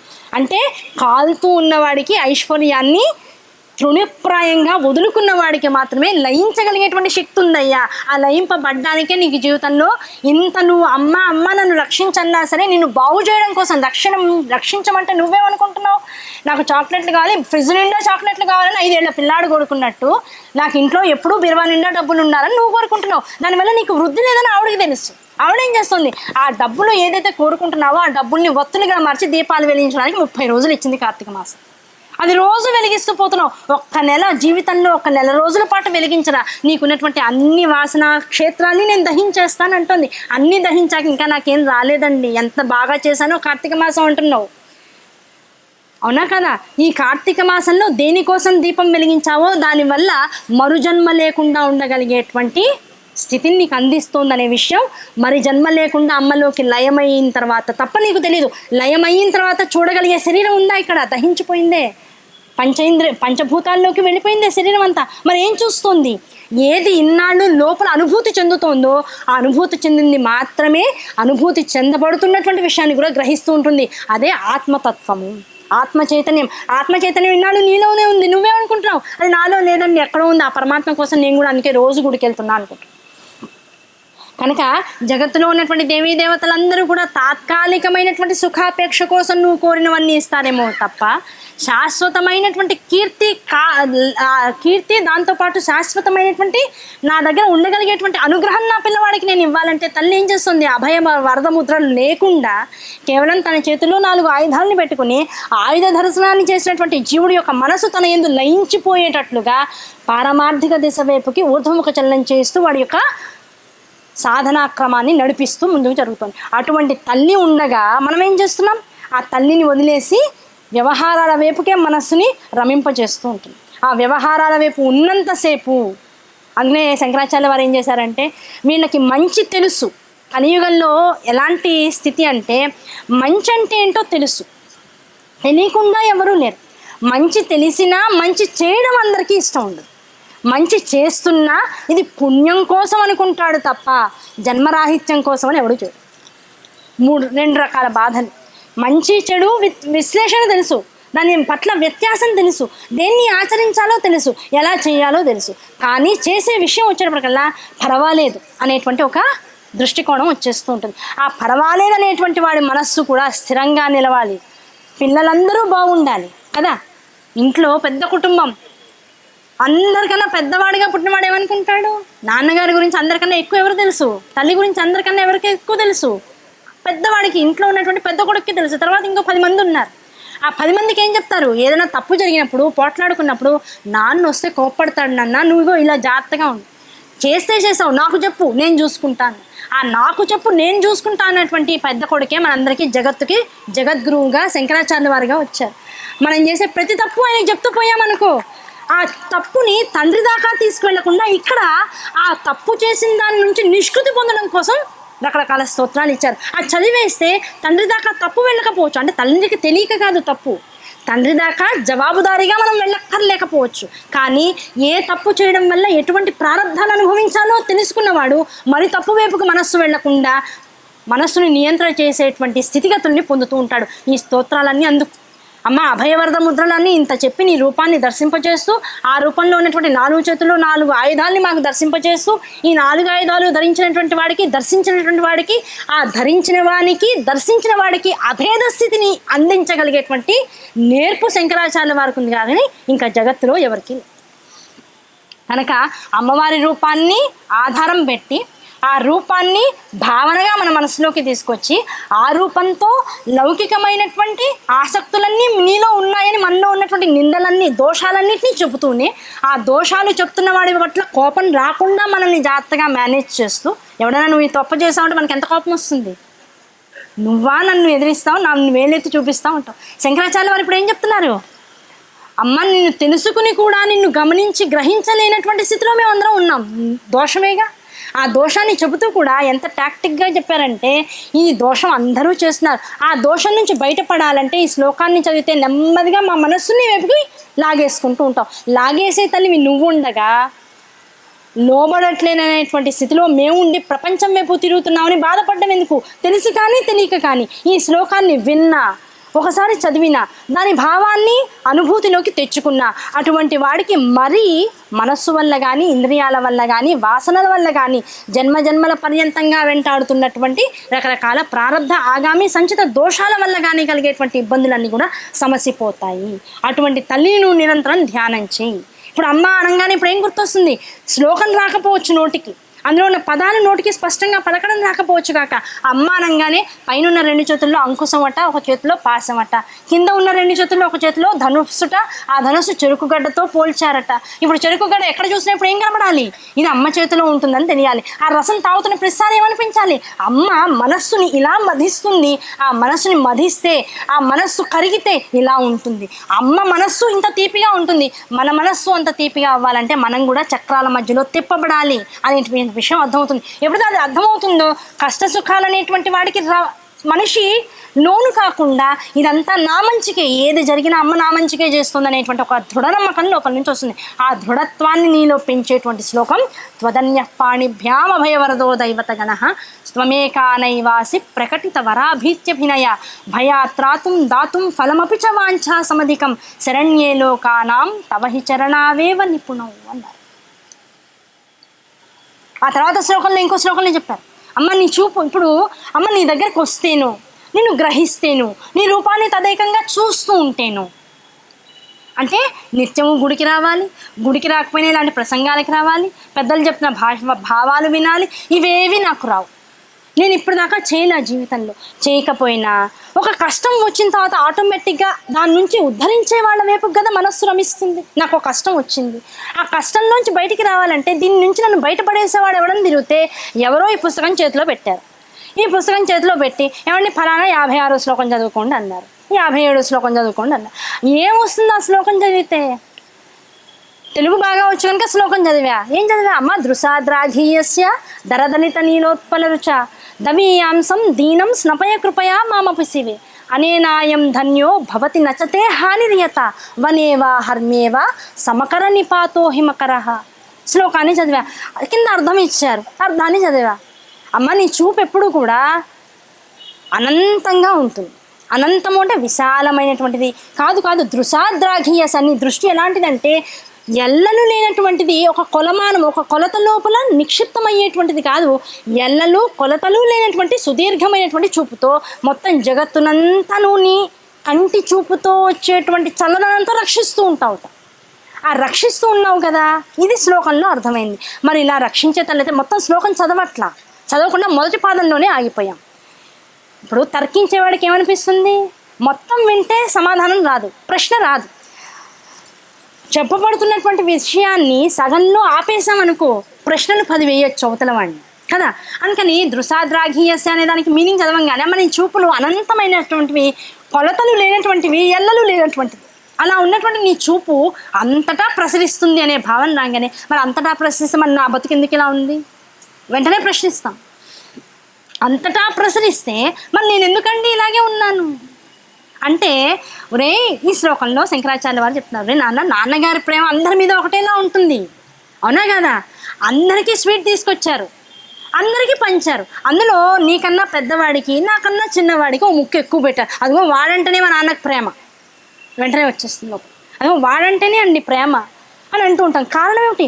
వాడిలో ఏదో ఒకనొక స్థితిగతిలో వాడి యొక్క శారీరక స్థితిగతి కావచ్చు, మానసికంగా కావచ్చు, లేదు వాడిని కన్నప్పుడు వాడు ఇబ్బంది పడినటువంటి విషయాలు కావచ్చు, కడుపులో ఉన్నప్పుడు జరిగిన రకరకాల విషయాలు కావచ్చు, ఆ తల్లిదండ్రులకు ఆ రెండో వాడి మీద, అంటే పెద్దవాడి కన్నా చిన్నవాడి మీద, చిన్నవాడి కన్నా పెద్దవాడి మీద అలా కొంత ప్రేమ అధికంగా ఉంటుంది. అంటే వాడికి కాస్త తింటే బాగుపడతాడు రా, వాడికి కాస్త ఒళ్ళు చేస్తాడు, వాడికి కాస్త తిండి లోపల సరైన తిండి పడితే వీడు బాగుపడతాడు, కాస్త ఓపికగా వస్తుంది వీడికి, లేకపోతే బాగా చదువుకుంటాడు, లేకపోతే ఇదివరకు పాపం వీడికి చాలా కష్టపడ్డాడు కలుపుతూ ఉండగా, పాపం నేను చాలా తప్పులు చేశా, అవి వీడి మీద ప్రభావం కనపడకుండా ఉండడం కోసం ముద్ద ఎక్కువ పెడతాడు, అలా పెడుతూ ఉంటారు. అప్పుడు అన్నయ్య ఏం చెప్తాడు? చిన్నవాడికి కోపం వస్తుంది, అదిగో నాకన్నా అన్నయ్యకి ఎక్కువ పెట్టారు, నాకన్నా అన్నయ్య అంటేనే ఎక్కువ ఇష్టం. ఇప్పుడు ఎలా వస్తుంది? స్వీట్ల దగ్గర ఊరికే మామూలుగా చెప్పాం, ఆస్తిపాస్తులు అనుకుంటాం. అంటే అది చెప్తే మళ్ళీ లౌకికమైన వ్యవహారాలు అయిపోతాయి, మనోభావాలు దెబ్బతింటూ ఉంటాను. కానీ స్వీట్ ముక్క దగ్గర ఆగిపోయాం. స్వీట్ ముక్క దగ్గర ఆగిపోతే ఎవరు పెద్ద సీరియస్గా తీసుకోవాలి. అదే ఆస్తిని మీరు లోపల ఇంప్లై చేసుకోవచ్చు. వాడికి ఎక్కువ ఇచ్చావు, నాకు తక్కువ ఇచ్చావు, నాకు తక్కువ ఇచ్చావు, వాడికి ఎక్కువ ఇచ్చావు. ఎందుకు ఇవన్నీ? నువ్వు సంపాదించుకోగలిగే శక్తి నీకు ఉంది కనుక నీకు ఎక్కువ ఇవ్వలేదురా నాన్న. వాడికి సంపాదించుకునే శక్తి ఎక్కువ లేదు, వాడికి బాధ్యతలు ఎక్కువనే, లేకపోతే వాడికి శారీరకంగా వాడు అల్పుడు, వాడిని కాస్త ఉద్ధరించడం కోసం నాన్న రూపాయి ఎక్కువ ఇచ్చాడు, దాంతో ప్రేమ తక్కువ ఎక్కువ అని కొలత చేసేంత శక్తి నీలో ఉందా? దాన్ని గమనించగలిగే శక్తి నీలో ఉందా? అదే విషయం ఇక్కడ శంకరాచార్య వారు ఏం చెప్తున్నారు? ఒరే పున్నమి నాటి వెలుగులు ఆకాశమంతా చల్లదనాన్ని పరుస్తూ ఉంటాయి, మొత్తం అంతా వెల్లి విరిసేలా చేస్తూ ఉంటాయి. ఆ పున్నమి నాటి వెలుగే ఇక్కడ ఉన్నటువంటి కాశీ విశ్వేశ్వర దేవాలయం మీద, బంగారు శిఖరం మీద ఒకేలా పడుతూ ఉంటుంది, అవునా కదా? పక్కనే ఉన్నటువంటి మసీదు మీద అలాగే పడుతుంది, ఆ పక్కనే ఉన్నటువంటి మురికి కాలువ మీద పడుతుంది. మూడింటి మీద పున్నమి వెలుగులు ఒకేలా పడుతున్నాయి. కానీ ఆ పున్నమి వెలుగుల్లో వెలిగిపోతున్నటువంటి ధగధగాయమానంగా జ్యోతిర్మయ స్వరూపంగా జ్యోతిర్మండల హ్రీంకారాసన గర్భితానాల శిఖాం అంటాం అమ్మవారిని. హ్రీంకారాసన గర్భితం అంటే 4 రకాలైనటువంటి అత్యద్భుతమైనటువంటి బీజ సముదాయం మధ్యలో మహోగ్ర జ్వాలగా వెలుగొందుతూ ఉంటుంది. అందుకని హ్రీంకారాసన గర్భితానాసికం అంటాం. అలా ఈ పున్నమి వెలుగులు ఆకాశ హర్మ్యంలో పున్నమి చంద్రుడి యొక్క కళలతో దేదీప్యమానంగా వెలుగుతూ ఉంటే ఆ దేదీప్యమానంగా ఉన్నటువంటి చల్లటి వెలుతురు ఆ బంగారు శిఖరం మీద పడుతూ ఉంటే చూస్తా భయ ఎంత బాగుందో, మనసు ఎంత ఆనందపడుతుంది. ఇందుకండి ఇలా చూడాలండి స్వామిని. లోపల స్వామి కనబడతల్లా, బయట ఉండి శిఖరాన్ని మాత్రమే చూస్తున్నాం, గోపురాన్ని. అసలు ఇలాంటి దర్శనం కోసం అండి ఎంత జన్మ చరితార్థం అయిపోయింది అంటు అయిపోయింది. దర్శనం అయిపోయింది, బయటికి పంపించేశారు. ఆ పక్క నుంచి వచ్చి ఈ సమస్య కూడా తొలగాలి అని ఇంకో దాని మీద పడుతున్న నీడని చూసి అనుకున్నా. ఇంకాస్త ముందుకు వచ్చాక ఆ నీడే ఆ పున్నమి వెలుగులే పడుతున్నాయి. ముక్కు మూసుకుని గబగబా అడుగులు ముందుకేసేస్తున్నాం. 3 మీద ఉన్నటువంటి పున్నమి వెలుగులు ఒకే స్థాయిలో ఉంటే గ్రహించగలిగి అనుభూతి చెందే స్థాయిలో మాత్రం వైవిధ్యం వస్తూ ఉంది. కారణం ఏమిటి? దాన్ని స్వీకరించే శక్తి మనలో లేదు, సమంగా స్వీకరించగలిగే శక్తి మనలో లేదు. వాసనకి లోనైపోతున్నాం. బాగున్న మల్లెపూల వాసన వస్తే అబ్బా లోపల స్వామికి సేజహారతి జరుగుతుంది, పౌళింపు సేవ జరుగుతుంది, మొత్తం గులాబీ పూలతో నింపేస్తారు. ఎర్రగా ఉంటాడు స్వామి. ఎప్పుడో వీడియోలో చూసా. ఇప్పుడు నేను స్వామి ఎదురుకుండా లేను, ఎదురుకుండా స్క్రీన్లో కనబడుతుంది. కానీ నేను చూసిన రూపాన్ని మాత్రమే గుర్తు తెచ్చుకుంటూ ఆ వాసనని అనుభవిస్తున్నా. పూలు నా ఎదురుకుండా లేవు, రూపము నా ఎదురుకుండా లేదు. గర్భాలయం ఓ చోటు ఉంది, నేను బయట ఎక్కడో ఉన్నా. అయినా గులాబీ పూల వాసన నా ముక్కు పుటాల దాకా వస్తుంది. అవునా కదా? ఆ పక్కన గులాబీ తోటలోంచి ఆ పౌళింపు సేవ అయిపోయి విశ్వేశ్వర దర్శనం అయిపోయి బయటకు వచ్చేసాక అక్కడ కూడా నీ స్పర్శకి, నీ అనుభూతిలోకి ఇంకా గులాబీ వాసన వస్తే కొంతలో నువ్వు బాగుపడ్డట్టు లెక్క. అక్కడ నుంచి బయటికి రాగానే ఏమంటావు? అబ్బో వాసన అండి బాబు అని ముక్కు మూసేస్తావు. మరి అక్కడ నిన్ను తేజోమయం చేసినటువంటి వాసన ఇక్కడికి వచ్చేటప్పుడు దుర్భరమైనటువంటి వాసనగా ఎందుకు మారిపోతుంది? తేడా ఎవరిలో ఉంది? దాన్ని అతిగా గ్రహించేటువంటి నీ మనసులో. కానీ అక్కడ గుబాళింపు పూలది వస్తున్నా, అద్భుతమైనటువంటి స్వర్ణశిఖరాన్ని కళ్ళెదురకుండా ఉన్నా, వీటన్నింటినీ చల్లపరుస్తూ నీ మనసుకి ఆహ్లాదాన్ని కలిగించేటువంటి వెన్నెల అక్కడ పడుతుంది. దుర్గంధభరితమైనటువంటి పారుతున్నటువంటి నీటిలోనూ పున్నమి వెలుగులు పడుతున్నాయి, కానీ అది ఆస్వాదించేటువంటి స్థాయిలో, గ్రహించగలిగేటువంటి స్థాయిలో నీ మనస్సు లేదు. కనుక మనస్సు మారాలంటే ఏం చేయాలి? అమ్మ యొక్క తత్వం ఏంటో, అయ్యవారి యొక్క తత్వం ఏంటో తెలుసుకోవాలి. అయ్యా అక్కడ అంత బాగుందనిపించావు కదా, ఇదే ఇక్కడికి వచ్చేటప్పటికల్లా అబ్బా అనిపిస్తున్నావు కదా, ఈ అబ్బా అనిపించే దానిలోనూ నువ్వే ఉన్నావు అని తెలుసుకోగలిగేటువంటి శక్తి నాలో ఎప్పుడు పెరుగుతుంది అని మనల్ని మనం ప్రశ్నించుకోగలగాలి. భగవంతుణ్ణి ప్రశ్నించగలగాలి. మనం ఏం చేస్తాం? భగవంతుణ్ణి ఇష్టమైన వాటిని అడగడం కోసం ప్రశ్నిస్తాం. నాకెందుకు ఈ మంచి చెయ్యవు అని అడుగుతాం. చెడు వచ్చేయంగానే నాకెందుకు ఇంత కష్టాన్ని ఇచ్చావు అని అడుగుతాం. ఎప్పుడు అలా ప్రశ్నించకు. ఇది కష్టమని నాకెందుకు అనిపిస్తుందని ప్రశ్నించు. నిన్నేం చెప్పుకున్నాం? ఇదే ప్రశ్న మళ్ళీ నిన్నటి శ్లోకంలోకి వెళ్ళిపో. పిల్లవాడిని ట్రిప్ ఒక బైక్ మీద ఒక రైడ్ చేయించమంటే తల్లి ఏం చేసింది? పిల్లవాడిని ఏమరపాటు చేసి లోపలికి తీసుకెళ్ళిపోయింది. రాత్రిపూట వెంటనే అది రాగానే ఓహో సగం దూరం వచ్చేసామని కొలత తెలిసిన వాళ్ళు లెక్కేసుకుంటూ ఉంటారు. ఇంకా సగం దూరమే ఉంది విశ్వేశ్వర దర్శనం వెళ్ళడానికి కోసం అని. అంత డంపింగ్ యార్డ్. ఆ డంపింగ్ యార్డ్ దగ్గరకు వచ్చేటప్పటికల్లా మనం వెంటనే ఏం ఆలోచించాలి? ఇక్కడికి వచ్చేటప్పటికల్లా ఎందుకు వాసన ఇలా మారుతుంది, నేను ఎందుకు దాన్ని గ్రహిస్తున్నా? ఆ గ్రహించి అబ్బా బాగుండలేదు అనుకునే చోట నిజంగా ఒక నిమిషం ఊపిరిని బిగబట్టి ప్రాణాయామం చేయగలిగితే, ఆ వాసన లోపలికి వెళ్లకుండా ఉంచగలిగితే, లేదు వెళ్ళినా దాన్ని అసహించుకోకుండా ఉండగలిగే మనస్సు సుగంధభరితమైనటువంటి స్థాయిలో నీకు ఉండగలిగితే, ఈ రెండు ఎవరు ఇవ్వగలరు? ఒకటి శ్వాసబంధనంతో వచ్చే వాయువుని పీల్చకుండా, దేన్ని తూలనాడకుండా, దేన్ని నింద చేయకుండా ఉండగలిగే శక్తి నీలో పెంచుకోవాలి. నాకు ఆ శక్తి లేదండి, పరమాత్మ ఇవ్వాలని నువ్వు భావించినట్లయితే ఆ దుర్గంధాన్ని మనసుకు పట్టించిన మనసు దాన్ని దుర్గంధం అనే స్థాయిలో తీసుకోకుండా ఉండగలిగే శిక్షణ దీనికి ఇవ్వగలగాలి. ఈ రెండు చేయగలిగింది పరమాత్మ ఒక్కడే. ఆ పరమాత్మని దుర్గంధం రాగానే ఏమడగాలి? ఈ దుర్గంధం నాకు సువాసనగా మారగలిగే శక్తి నువ్వే అందించాలి అని మనం కోరుకుంటే కాశీలో 9 రోజులు కాదు, 9 నెలలు కాదు, 9 క్షణాలు ఉండి అటువంటి అనుభూతిని నువ్వు పొందగలిగిన జీవన్ముక్తుడు అయిపోతావు. మళ్ళీ కాశీ రావాల్సిన అవసరం లేదు, మళ్ళీ జన్మనెత్తాల్సిన అవసరం లేదు. అది వాసన రహితమైన, వాసనాక్షయంతో కూడుకున్నటువంటి జీవితం. అటువంటి జీవితాన్ని అనుభవంలోకి తెచ్చుకునే ప్రయాసం చేయి. అది తపస్సు. కలియుగంలో తపస్సులు ఎక్కడున్నాయండి? అడవులు ఉన్నాయా? అడవులు ఉంటే కదా తపస్సు చేసేది. అడవులన్నీ కొట్టేస్తున్నాం కదా. పోనీ ఉన్న అవన్నీ అభయారణ్యాలు. అక్కడికి వెళ్ళి నేను తపస్సు చేస్తా అంటే కొడతారు సైనికులు, బయటికి పంపించేస్తారు. మరి తపస్సు ఎలా చేయాలండి కలియుగంలో? ఇగో ఇలాంటి వాటి మీద చేయవయ్యా. నీ ముక్కు దేన్ని గ్రహిస్తోందో దాని పట్ల సమదృష్టిని ఏర్పాటు చేసుకో. గీతాచార్యుడు చెప్పాడు, సమదృష్టి ఉండాలయ్యా, సమభావన కలిగి ఉండాలి. ఆ సమభావన ఎక్కడికో వెళ్తే రాదు, ఉన్న చోట ఉండు, ప్రతిదాన్ని యాక్సెప్ట్ చేస్తూ పో. Accept it as it is. నీ కోసం ఏది మారక్కర్లా, ఏ మనిషి నీ కోసం తన యొక్క స్థితిగతుల్ని మార్చుకోకర్లా. నా భార్య, నా భర్త, నా పిల్లలు, నా స్నేహితుడు, నా బంధువర్గం, నా చుట్టుపక్కల ఉన్నటువంటి సమాజం, వీళ్ళ కోసం, వీళ్ళు ఉంటేనే నేను బతుకుతున్నా, వీళ్ళ కోసం నేనేం చేయక్కర్లా. వాళ్ళతో అనుగుణంగా ఉండగలిగి ఎవరిలో దోషాలు వెతకకుండా ఉండగలిగితే చాలు, సామాజికంగా ఆనందంగా అభ్యున్నతిని పొందుతాం. అవునా కదా? అలాగే భార్యగా స్వీకరించాం, భర్తగా స్వీకరించాం, లోటుపాట్లు చూసి కోపాలు తెచ్చుకోకర్లా. ఉన్నదాన్ని యథాతథంగా యాక్సెప్ట్ చేయి. కోట్లాటలు రావు, విడాకులు లేవు, భార్యాభర్తల మధ్య పొచ్చులు లేవు, పిల్లలకి అదే జీవన విధానం అలవాటు అవుతూ ఉంటుంది. ఇదంతా దేన్ని చూసి నేర్చుకోవాలి? అమ్మవారి శ్లోకం చూస్తే కాదయ్యా, శ్లోకాన్ని చదివి ఇందులో ఉన్న భావాన్ని గమనించవయ్యా. చంద్రుడు ఏం చేస్తున్నాడు? ప్రతి పున్నమికి 15 రోజులకు ఒకసారి మనకి మెసేజ్ ఇస్తున్నాడు. ఏమిస్తున్నాడు? నన్ను చూడండి, గులాబీ మొక్క మీద ముళ్ళు ఉన్నాయని దాని మీద పడకుండా ఉన్నానా? గుడి చక్కగా అందంగా బంగారు తాపడంతో ఉందని దాని మీద పడకుండా ఉన్నానా? పక్కనే ఉన్నటువంటి ఇంకో మత ప్రచారాల వైపు వెళ్లకుండా ఉన్నానా?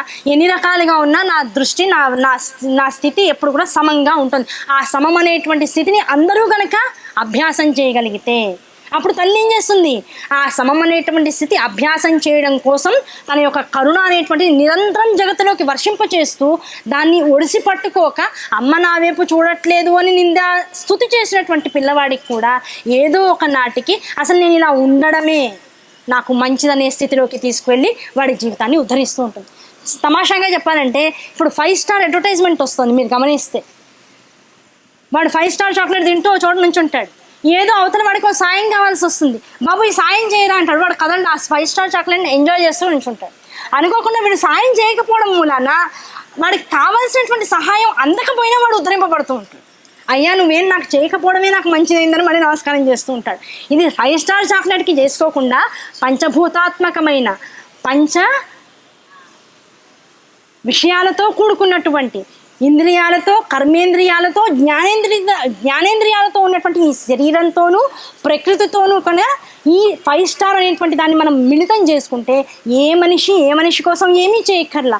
ఉన్న స్థితిని యథాతథంగా అనుభవిస్తూ పోతే ఆ అనుభవంలో ఉన్నటువంటి పరమాత్మ దర్శనాన్ని ప్రతివాడు చేయగలుగుతూ ఉంటే దానివల్ల ప్రతివాడు ఉద్ధరణని పొందుతూనే ఉంటాడు. నేను వాళ్ళని ఉద్ధరించా, నా వల్ల వాళ్ళు బాగుపడ్డారు, ఇవాళ వాడు ఉన్నాడంటే నేను మా నాన్నగారు చేసినదంతా కూడా వాడు మర్చిపోయాడు, కృతజ్ఞుడు, ఇది చెప్తూ ఉంటాను. ఎవడికి ఏం చేయక్కర్లా. గాలి నిజంగా ఏమన్నా కోరుతోందా మన నుంచి? అది నిజంగా లెక్కలు అడిగి ఇగో నీ అవసాన దశ వచ్చేసింది, ఇంకా గాలి తగ్గించేస్తున్నా, ఇప్పటిదాకా నన్ను ఎంత ఖర్చు పెట్టావో ఒక లెక్క చేసి నాకు ఇమ్మంది అనుకోండి, రేపే లాస్ట్ డేట్ అనుకుందాం అందనుకోండి, ఇప్పుడు ఏం చేయాలి మనం? దీనికి అకౌంటబుల్ ఎవరిని అడగాలి? అసలు దీని లెక్క ఎవరిని అడగాలి? ఎన్ని వేల కోట్ల సార్లు పీల్చి వదిలేసాం. నిజంగా గాలి మనల్ని ప్రశ్నిస్తే ఇగో నా వల్ల నువ్వు బతుకుతున్నావు తెలుసా అందనుకో, గాలి ఎక్కడికి పోతాం ఇప్పుడు మనం? పంచభూతాల్లో గాలి ఒకటి, అగ్ని ఒకటి, దాంతోపాటు ఆకాశతత్వం ఒకటి, నీరు ఒకటి, దాంతోపాటుగా భూతత్వం ఒకటి. ఇవన్నీ మనల్ని ప్రశ్నించాయనుకోండి, నేను లేకపోతే నువ్వు లేవు, అసలు నాకేం చేస్తున్నావు అని అడిగాయనుకోండి, ఎక్కడికి పోతాం మనం? ఏం చెయ్యట్లేదు అనే విషయం మొదట అర్థమవుతుంది. ఏం చెయ్యాలి అనేటువంటిది ఇది అయిపోతుందంటే టెన్షన్ వస్తూ ఉంటుంది. అప్పుడు కూడా చేయాల్సింది చెయ్యం, అయ్యో ఏం చేయలేదని బాధపడడం మాత్రమే ఉంటుంది.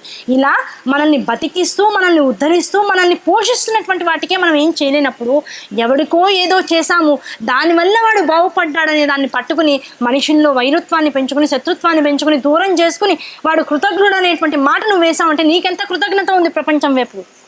పంచభూతాలు నేను ఎంత తిట్టాలి? ఆ కృతజ్ఞత్వం వలననే ఇంకో జన్మలో శరీరంలో అవయవాలు లేకుండా అన్నీ ఉన్న బుద్ధి ఆకాశతత్వాన్ని బట్టి తిరుగుతూ, పిచ్చోళ్ళ తిరుగుతూ అన్నీ ఉన్న ఎంతోమందిని చూస్తున్నాం కాశీలో. అబ్బా ఇలాంటి జన్మలు ఎందుకు వస్తాయి? ఎన్నో కాలభైరవ స్వరూపాలు చూస్తూ ఉంటాం. కాశీలో ఉన్నటువంటి చెట్టు మీద ఉన్న ఆకు మీద ఉన్న పురుగు, ఇవన్నీ కూడా అతి తక్కువ స్వల్ప కాలంలో మోక్షాన్ని పొందడం కోసం కాశీలో పుడుతూ ఉంటాయి. కనీసం అలాంటి జన్మ వచ్చినా బాగుపడిపోతాం అనిపిస్తూ ఉంటుంది. కానీ మనం ఏం చేస్తాం? ఇక్కడికి వచ్చి అబ్బా ఇన్ని కుక్కలు ఎందుకు ఉన్నాయిరా బాబు, ఇక్కడ భయం వేస్తోంది, అడుగడుక్కి కుక్కలే అని బాధపడుతున్నావు, పిచ్చి వాళ్ళని చూసి బాధపడుతున్నావు, బాగున్న వాళ్ళని చూసి బాధపడుతున్నావు, చెప్పులు వేసుకుని తిరుగుతున్న వాళ్ళని చూసి బాధపడుతున్నావు, చెప్పులు లేకుండా తిరుగుతున్న వాళ్ళని చూసి ఆహా అదృష్టవంతులు అనుకుంటున్నావు. అన్నిటినీ నువ్వు ప్రతిదాన్ని విమర్శిస్తూ పోతున్నావు. దేని యందు కూడా చూసి తెలుసుకుని వదిలేయడం అనేటువంటి దాన్ని వదిలేస్తున్నావు. దేన్ని ఎందుకు పట్టుకుంటున్నావు? ఆ పట్టుకోవడం అనే దాని దగ్గరకు వచ్చేటప్పటికే అంటిసాలు పెరిగిపోతున్నాయి. ఇది పుణ్యం, ఇది పాపం, ఇది మంచి, ఇది చెడు, నేను ఇలా చేస్తున్నాను కనుక ఇది మంచిది. చెయ్యని వాళ్ళ వైపుకి వేళ్ళు వెళ్తుంటాయి. ఇలాంటి వేళ్ళన్నీ కత్తిరిస్తూ పోతే అన్నం తినడానికి వేళ్ళు ఉంటాయా? ఏ జన్మలోనో చేసిన వాడికి ఈ జన్మలో ఏమవుతున్నాయి? నరుక్కుపోతున్నాయి. రకరకాల రోగాలతో బాధపడుతున్నాడు. అలాంటి వాళ్ళందరినీ చూసిన తర్వాత ఇప్పుడు ఏం నేర్చుకోవాలి? ఇప్పుడున్న జన్మ ఇంతమంది కళ్ళు ఎదురుకుండా ఇన్ని బాధలు పడుతున్నా మనం ఇంత ఆరోగ్యంగా కనబడుతున్నామంటే ఇంతకుముందు ఏదో మంచి చేస్తుంటాం. ఆ మంచి ఇప్పుడు కూడా చేస్తే ఇప్పుడు ఏమవుతుంది? మళ్ళీ ఇలాంటి తప్పులు చేయకుండా మనల్ని ఉద్ధరించుకుంటే ఏమవుతుంది? మరు జన్మ ఇంతకన్నా ఉత్కృష్టమైంది వస్తుంది. ఊర్ధ్వముఖ చలనం అంటే పైకి మన మెట్లు ఎక్కుతూ పోవాలి. అంతే తప్ప జారి కింద పడిపోయిన ప్రతిసారి ఏమవుతుంది? మళ్ళీ ఆట మొదలవుతూనే ఉంటుంది. పునరపి జననం పునరపి మరణం పునరపి జనని జఠరే శయనం.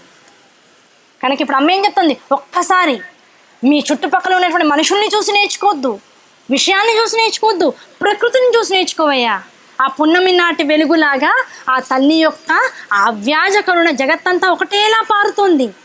ఒకడు కళ్ళ ముందు వృద్ధి చెందినట్లుగా కనపడుతున్నాడు. నీకే వృద్ధి లేకుండా నువ్వు అనిపిస్తున్నావు, కానీ వృద్ధి లేకుండా ఇలా ఉండడం నీకు మంచిది. కాస్త వృద్ధి కలిగి వాడు అలా వెళ్ళి ఎలా పడిపోతాడో తర్వాత చూడు. మళ్ళీ అన్నీ వద్దనుకుని వాడు ఎలా మామూలు స్థితికి వస్తాడో నువ్వే చూడు. ఏది లేకపోవడం కావాలి. హెవీ లగేజ్ పెట్టుకుంటే ఎలా ఉంటుంది? మోసి మోసి అలసిపోతాం. Less luggage more comfort. ఎక్కడికి వెళ్ళినా లెస్ లగేజ్, తక్కువ లగేజ్ పెట్టుకో. దాన్ని తక్కువగా వాడుకోవడం నేర్చుకో. అతి తక్కువ అవసరాలు నీకు ఉండేలా చూసుకో. ఏ వస్తువు అయినా సరే ఇది లేకపోతే నేను ఉండలేననే స్థితికి నువ్వు ఉండవు. ఏది లేకపోయినా ఉండగలగాలి, అసలు ఏమీ లేకుండా ఉండగలగాలి. అటువంటి స్థితి అర్థం అవ్వాలన్నా, అనుభూతిలోకి రావాలన్నా దృశాద్రాఘీయస్య దరదళిత నీలోత్పల రుచ దవీయాంసం దీనం స్నపయ కృపయా మామపిసివి. ఇంత ఏడుస్తున్నానమ్మా, నన్ను వదిలేసేస్తావు, నా మీద కరుణ లేదా? ఇంతమందిని ఉద్ధరిస్తున్నావు, నన్ను ఉద్ధరించట్లేదా? నీ కరుణ అన్నిటి మీద ఒకేలా ఉంటుందని చెప్తున్నారు కదా, కనుక నా మీద కూడా కాస్త వెయ్యమ్మా అని శ్లోకంలో చెప్తున్నారు. వెయ్యమ్మా అని దీనంగా అర్థించడం కాదు. కొడుకు స్థితి ఎప్పుడూ తల్లి దగ్గర దీనత్వం కాదయ్యా, కమాండింగ్. ఆవిడ కలెక్టర్ కావచ్చు, ఓ దేశానికి ప్రధానమంత్రి కావచ్చు, ప్రెసిడెంట్ కావచ్చు కాక, కొడుకు ఏమంటాడు? అమ్మ మమ్మీ రా ఇలా రా అంటాడు. చుట్టుపక్కల బోల్డ్ సెక్యూరిటీ ఉంటుంది, వాళ్ళందరూ నిమిషానికి భయపడుతూ ఉంటారు, ఆవిడని మర్యాదగా చూస్తుంటారు. కొడుకు ఏం చేస్తాడు? రా నన్ను ఎత్తుకో అంటాడు. అవునా కదా? వాడికి ఏదో లఘు శంఖం దీర్ఘ శంఖం వచ్చింది, మమ్మీ రా రా రా అర్జెంట్ అంటాడు. ఆవిడ ఫైల్ వదిలేసి రావాల్సిందే. తల్లి పిల్లల మధ్య ఉన్నటువంటి బాంధవ్యం అలాంటిది. నువ్వెందుకు దాన్ని పట్టుకోలేకపోతున్నావు? దీనత్వం పిల్లలకి తల్లికి మధ్య లేదయ్యా. ఆ దీనత్వం వచ్చిందంటే కలి అంతానికి వస్తుందని అర్థం. తల్లిదండ్రులు పిల్లల దగ్గర దీనంగా ఏది అడగకూడదు, పిల్లలు తల్లిదండ్రుల్ని దీనంగా ఏది అడగకూడదు. వస్తోందంటేనే కలి. అందుకనే శంకరాచార్య వారి ఈ శ్లోకంలో ఏం చెప్పారు? దీనంగా అడుగుతావేమో, అడగడం ఒకందుకు మంచిదే, నన్ను బాగు చేయమని అడుగు, అంతే తప్ప నేను బాగుండేలా చూసేలా 10 మంది కనపడేలా చేయమని మాత్రం భగవతిని ఎప్పుడు అడక్కయ్యా. ఎందుకంటే ఆ భగవతి యొక్క కరుణ ఎప్పుడు ఒకే రకంగా పారుతూ ఉంటుంది జగత్తులో. ఎవరిని ఎలా ఉద్ధరించాలో ఆవిడకి తెలిసినంతగా జగత్తులో ఇంకెవరికి తెలియదు. కనుక నీ ఉద్ధరణ ఆవిడ చేతిలో ఉన్నప్పుడు ఆవిడ నిన్ను ఉద్ధరించట్లేదని నింద చేసే హక్కు నీకు లేదు. అందుకనే దృశాద్రాఘీయస్య దరదళిత నీలోత్పల రుచ దవీయాంసం దీనం స్నపయ కృపయా మామపిసివే అనేనాయం ధన్యో భవతి నచతే హానిరియత వనేవ హర్మ్యేవ సమకర నిపాతో హిమకర. నేను ఎక్కడున్నా సరే దీనికి అర్థం కింద నుంచి పైకి చూసినా, పై నుంచి కిందకి చూసినా అమ్మ నన్ను కరుణించు అనే విధానంలోకి వస్తుంది. కానీ నన్ను కరుణించు, నన్ను ఆదుకో, నన్ను పైకి తీసుకురా అనేటువంటి శ్లోకాన్ని 56 శ్లోకాల తర్వాత 57వ శ్లోకంగా పెట్టారంటే 56 శ్లోకాలు చదివినటువంటి అమ్మ భక్తుడికి దీనత్వం ఉండడానికి అవకాశం లేదు. దీనత్వం ఉండడానికి అవకాశం లేని వాడికి దీనత్వంతో కూడుకున్నటువంటి శ్లోకాన్ని ఎందుకు చెప్పారంటే ఆ దీనత్వం లౌకిక సుఖాల కోసం కాదు, పారమార్థిక వృద్ధి కోసం మాత్రమే. అక్కడ దీనంగా అమ్మవారిని యాచించవయ్యా. అందుకనే పరమశివుడు కూడా ఎప్పుడు కాశీక్షేత్రంలో ఏం చేస్తాడు? అన్నపూర్ణాదేవిని భిక్షాపాత్ర పట్టుకుని భవతి భిక్షాం దేహి అన్నపూర్ణే సదాపూర్ణే శంకర ప్రాణవల్లభే జ్ఞాన వైరాగ్య సిద్ధ్యర్థం అని ఆయన కూడా అడుగుతున్నాడు. ఆ జ్ఞాన వైరాగ్యాలు పొంది ఏం చేస్తున్నాడు? భక్తులందరికీ ఇక్కడికి వచ్చి విశ్వేశ్వరుని దర్శించుకునేటువంటి ప్రతి వాళ్ళకి పంచుతున్నాడట. ఒక గరిటెతో ఆవిడ వడ్డిస్తుంటే భిక్షాపాత్రలో ఉన్నదాన్ని ఈయన పంచుతున్నట్ట. ఇద్దరు కలిసి చేసేది ఏమిటి? మనలో ఉన్నటువంటి జ్ఞాన వైరాగ్య వృద్ధి. ఆ రెండింటిని పెంచుకోవడం కోసం రావయ్యా, దీనంగా ఏడవయ్యా అంతే తప్ప. ఇక్కడ 56 శ్లోకాలు చదివిన తర్వాత 57వ శ్లోకంలో కూడా ఇంకా నాకు కొత్తగా వచ్చిన కంపెనీ కారు కావాలి, టాప్ మోడల్ కావాలని మాత్రం అడక్కు అని చెప్పడం శంకరాచార్య వారి యొక్క ఉద్దేశం. కనుక ఏం చదువుతున్నావు, ఎందుకు చదువుతున్నావు, అందులో ఉన్న రహస్యం ఏమిటి, అసలు ఈ శ్లోకాన్ని ఎందుకు ఇచ్చారు, ఈ శ్లోకంలో 100 శ్లోకాన్ని పెట్టి ప్రతి శ్లోకంలోనూ ఈ ఉద్ధతి ఉద్ధతి ఉద్ధతి, ప్రతి శ్లోకం చూడండి ఒక్కొక్క దానికి 10-15 నువ్వు లౌకికంగా పొందగలిగేటువంటి విషయాల్ని చెప్పేస్తారు. ధనము, కనకము, వస్తువులు, వంశాభివృద్ధి, పుత్రుడు పుట్టడానికి, పుత్రిక పుట్టడానికి, దాంతోపాటు ఐశ్వర్యం కలగడానికి, సంపదని పొందించుకోవడానికి, అంతర్గత వ్యాధులు నశించడానికి, బాహ్యమైనటువంటి శారీరక వ్యాధులు నశించడానికి, దాంతోపాటు బంధువర్గంలో స్థిరత్వము, మానసిక ఆనందము కలగడానికి, అందరిలోకి ఉన్నతమైన ఉద్యోగం పొందడానికి, ఇంటర్వ్యూల్లో పాస్ అవ్వడానికి, విద్యా ఉన్నతి పొందడానికి, ఇలా రకరకాల ఆశలతో మొత్తం సౌందర్యలహరంతా మొదలవుతుంది. ఆశ పడితే దృష్టి పడుతుంది, దృష్టి పడితే శ్లోకం తెలుస్తుంది, శ్లోకం వస్తే శోకం పోతుంది. అందుకు శంకరాచార్యుల వారు సౌందర్యలహరిని ఇచ్చారు. అంతే తప్ప శ్లోకాన్ని పట్టుకుని చిన్నపిల్లవాడికి చాక్లెట్ చూపించి హోంవర్క్ చేయించే తల్లి 30 ఏళ్ళు వచ్చినా చిన్నపిల్లవాడు ఆ 30 ఏళ్ల పిల్లవాడికి కూడా చాక్లెట్ చూపిస్తూనే వాడు చేయాల్సిన పనులు చేయించాలి అంటే వాడు మెంటల్లీ సిక్ అని అర్థం. అవునా కదా? కనుక సౌందర్యలహరి శ్లోకాలు దేనికి ఉపయోగపడతాయి? ప్రథమ స్థాయిలో కోరికని తీర్చుకోవడం కోసం, 2వ స్థాయిలో అమ్మ అంటే అర్థం చేసుకోవడం కోసం, 3వ స్థాయిలో అసలు కోరిక అమ్మ రెండూ కలిపితే నేనే అనేటువంటి అసలు విషయాన్ని అర్థం చేసుకోవడం కోసం. అటువంటి సౌందర్యలహరి శ్లోకాలు 1 రోజు కాదు, 2 రోజులు కాదు. నిజంగా చెప్పాలి అంటే గురువులైనటువంటి వారు పరమ పూజ్యులు బ్రహ్మశ్రీ సామవేదం షణ్ముఖ శర్మ గారి యొక్క అవ్యాజ కరుణ కనపడకుండా నా మీద వర్షించడం ద్వారా ఈ 2 రోజులు ఇక్కడ కూర్చుని ఈ అతి అల్పమైనటువంటి విషయాన్ని తెలుసుకున్నటువంటి నేను అనంతమైనటువంటి సాగరంతో పోల్చదగినటువంటి సౌందర్యలహరి శ్లోకాల్ని నాకొచ్చిన మాటలతో చిన్న చిన్న విషయాలతో పోల్చి చెప్పడం వరకే ఆగిపోయాను తప్ప అందులో ఉన్నటువంటి తాత్విక మార్మికమైనటువంటి విషయాన్ని చెప్పగలిగేటంత దృష్టి కోణము కూడా లేదు. ఎందుకంటే గృహస్థాశ్రమ ధర్మంలో ఉన్నాం. ఆ గృహస్థాశ్రమ ధర్మంలో ఎవరి స్థాయిలో వాళ్ళు ఆ ఆశ్రమ ధర్మానికి న్యాయం చేసి దాని తర్వాత వచ్చేటువంటి వానప్రస్థ సన్యాసాశ్రమాల్లో వృద్ధిని పొందేటందుకు కావాల్సినటువంటి స్థితిగతుల్ని, మానసిక యోగ్యతల్ని పొందాల్సినటువంటి స్థితి, ఆ స్థితిలో నాతో ఉన్నటువంటి వాళ్ళకి సమానమైనటువంటి స్థాయిలో మానసికమైనటువంటి వైక్లభ్యాలు పోయి వృద్ధి కలగాలనేటువంటి కేవల దృష్టితో చెప్పినటువంటి ప్రసంగమే తప్ప ఇది ప్రవచనం కాదు. ఇటువంటి ప్రవచనాలు కేవలం బ్రహ్మశ్రీ సామవేదం శర్మ గారి పాదాలకి అంకితం చేస్తూ అటువంటి వారి వల్లనే అవుతాయి తప్ప అందరూ చెప్పగలిగేటువంటి విషయాలు కావని మరొకసారి అహంకార రాహిత్యంతో మీ అందరి ముందు కూడా స్ఫుటంగా చెబుతూ ఇటువంటి విషయాలన్నీ కూడా మనందరికీ అందిస్తున్నటువంటి అటువంటి గురు సంప్రదాయం ఆచరిస్తున్నటువంటి వారందరూ కూడా నిత్యము దీర్ఘాయుషుతో ఆయురారోగ్య ఐశ్వర్యాలతో ఎప్పటికీ ఉండాలని వారి యొక్క ప్రసంగాల ద్వారా ప్రవచనాల ద్వారా మనందరం కూడా ఇంకాస్త ఆధ్యాత్మిక వృద్ధిని పొందాలని, అసలు సమకాలీనమని చెప్పుకోవడమే ఒక అదృష్టం. వాళ్ళందరూ ఉన్నటువంటి స్థాయిలో మనం కూడా ఇక్కడ బతుకుతున్నాం. ఈ నేల మీద ఇంకొక చోట వారు ఉన్నారు, ఇప్పుడు ఇక్కడ మనం ఉన్నాం. ఎంత అదృష్టవంతులం అదొక్కటే భావిస్తూ అటువంటి వారి యొక్క నీడలో ఇంకాస్త పరిణతి పొందగలిగేటువంటి విద్యని శ్రీ విద్యగా స్వీకరించాలి తప్ప మనకున్న కాస్త విద్యని అనంతమని తెలుసుకుని పోల్చుకుని వాళ్ళతో కంపేర్ చేసుకుని అబ్బో అన్నీ తెలిసేసాయని మాత్రం అహంకారంతో ఇక్కడ కూర్చోలేదని మరొక్కసారి అందరికీ కూడా చెప్పుకుంటూ ఇటువంటి అవకాశాన్ని నాకు ఇచ్చినటువంటి గురువులకు, ఇక్కడ ఉన్నటువంటి అశోక్ గుప్తా గారికి ఇద్దరికి కూడా మనసా శిరసా వచ్చి నమస్కరించుకుంటూ శ్రద్ధగా విన్నట్లుగా నటిస్తూ నాలో ఉన్న తప్పుల్ని కూడా స్వీకరించి అవ్యాజ కరుణామూర్తిగా అమ్మ ఇన్ని రూపాల్లో నన్ను అనుగ్రహిస్తూ వస్తుందనేటువంటి ధ్యాసతో చెప్తున్నటువంటి ప్రసంగం ఇప్పటితో స్వస్తి చెబుతూ స్వస్తి ప్రజాభ్య పరిపాలయంతాం న్యాయేన మార్గేణ మహిషాం గోబ్రాహ్మణేభ్య సోమస్సు నిత్యం లోకా సమస్తాః సుఖినో భవంతు. స్వస్తి.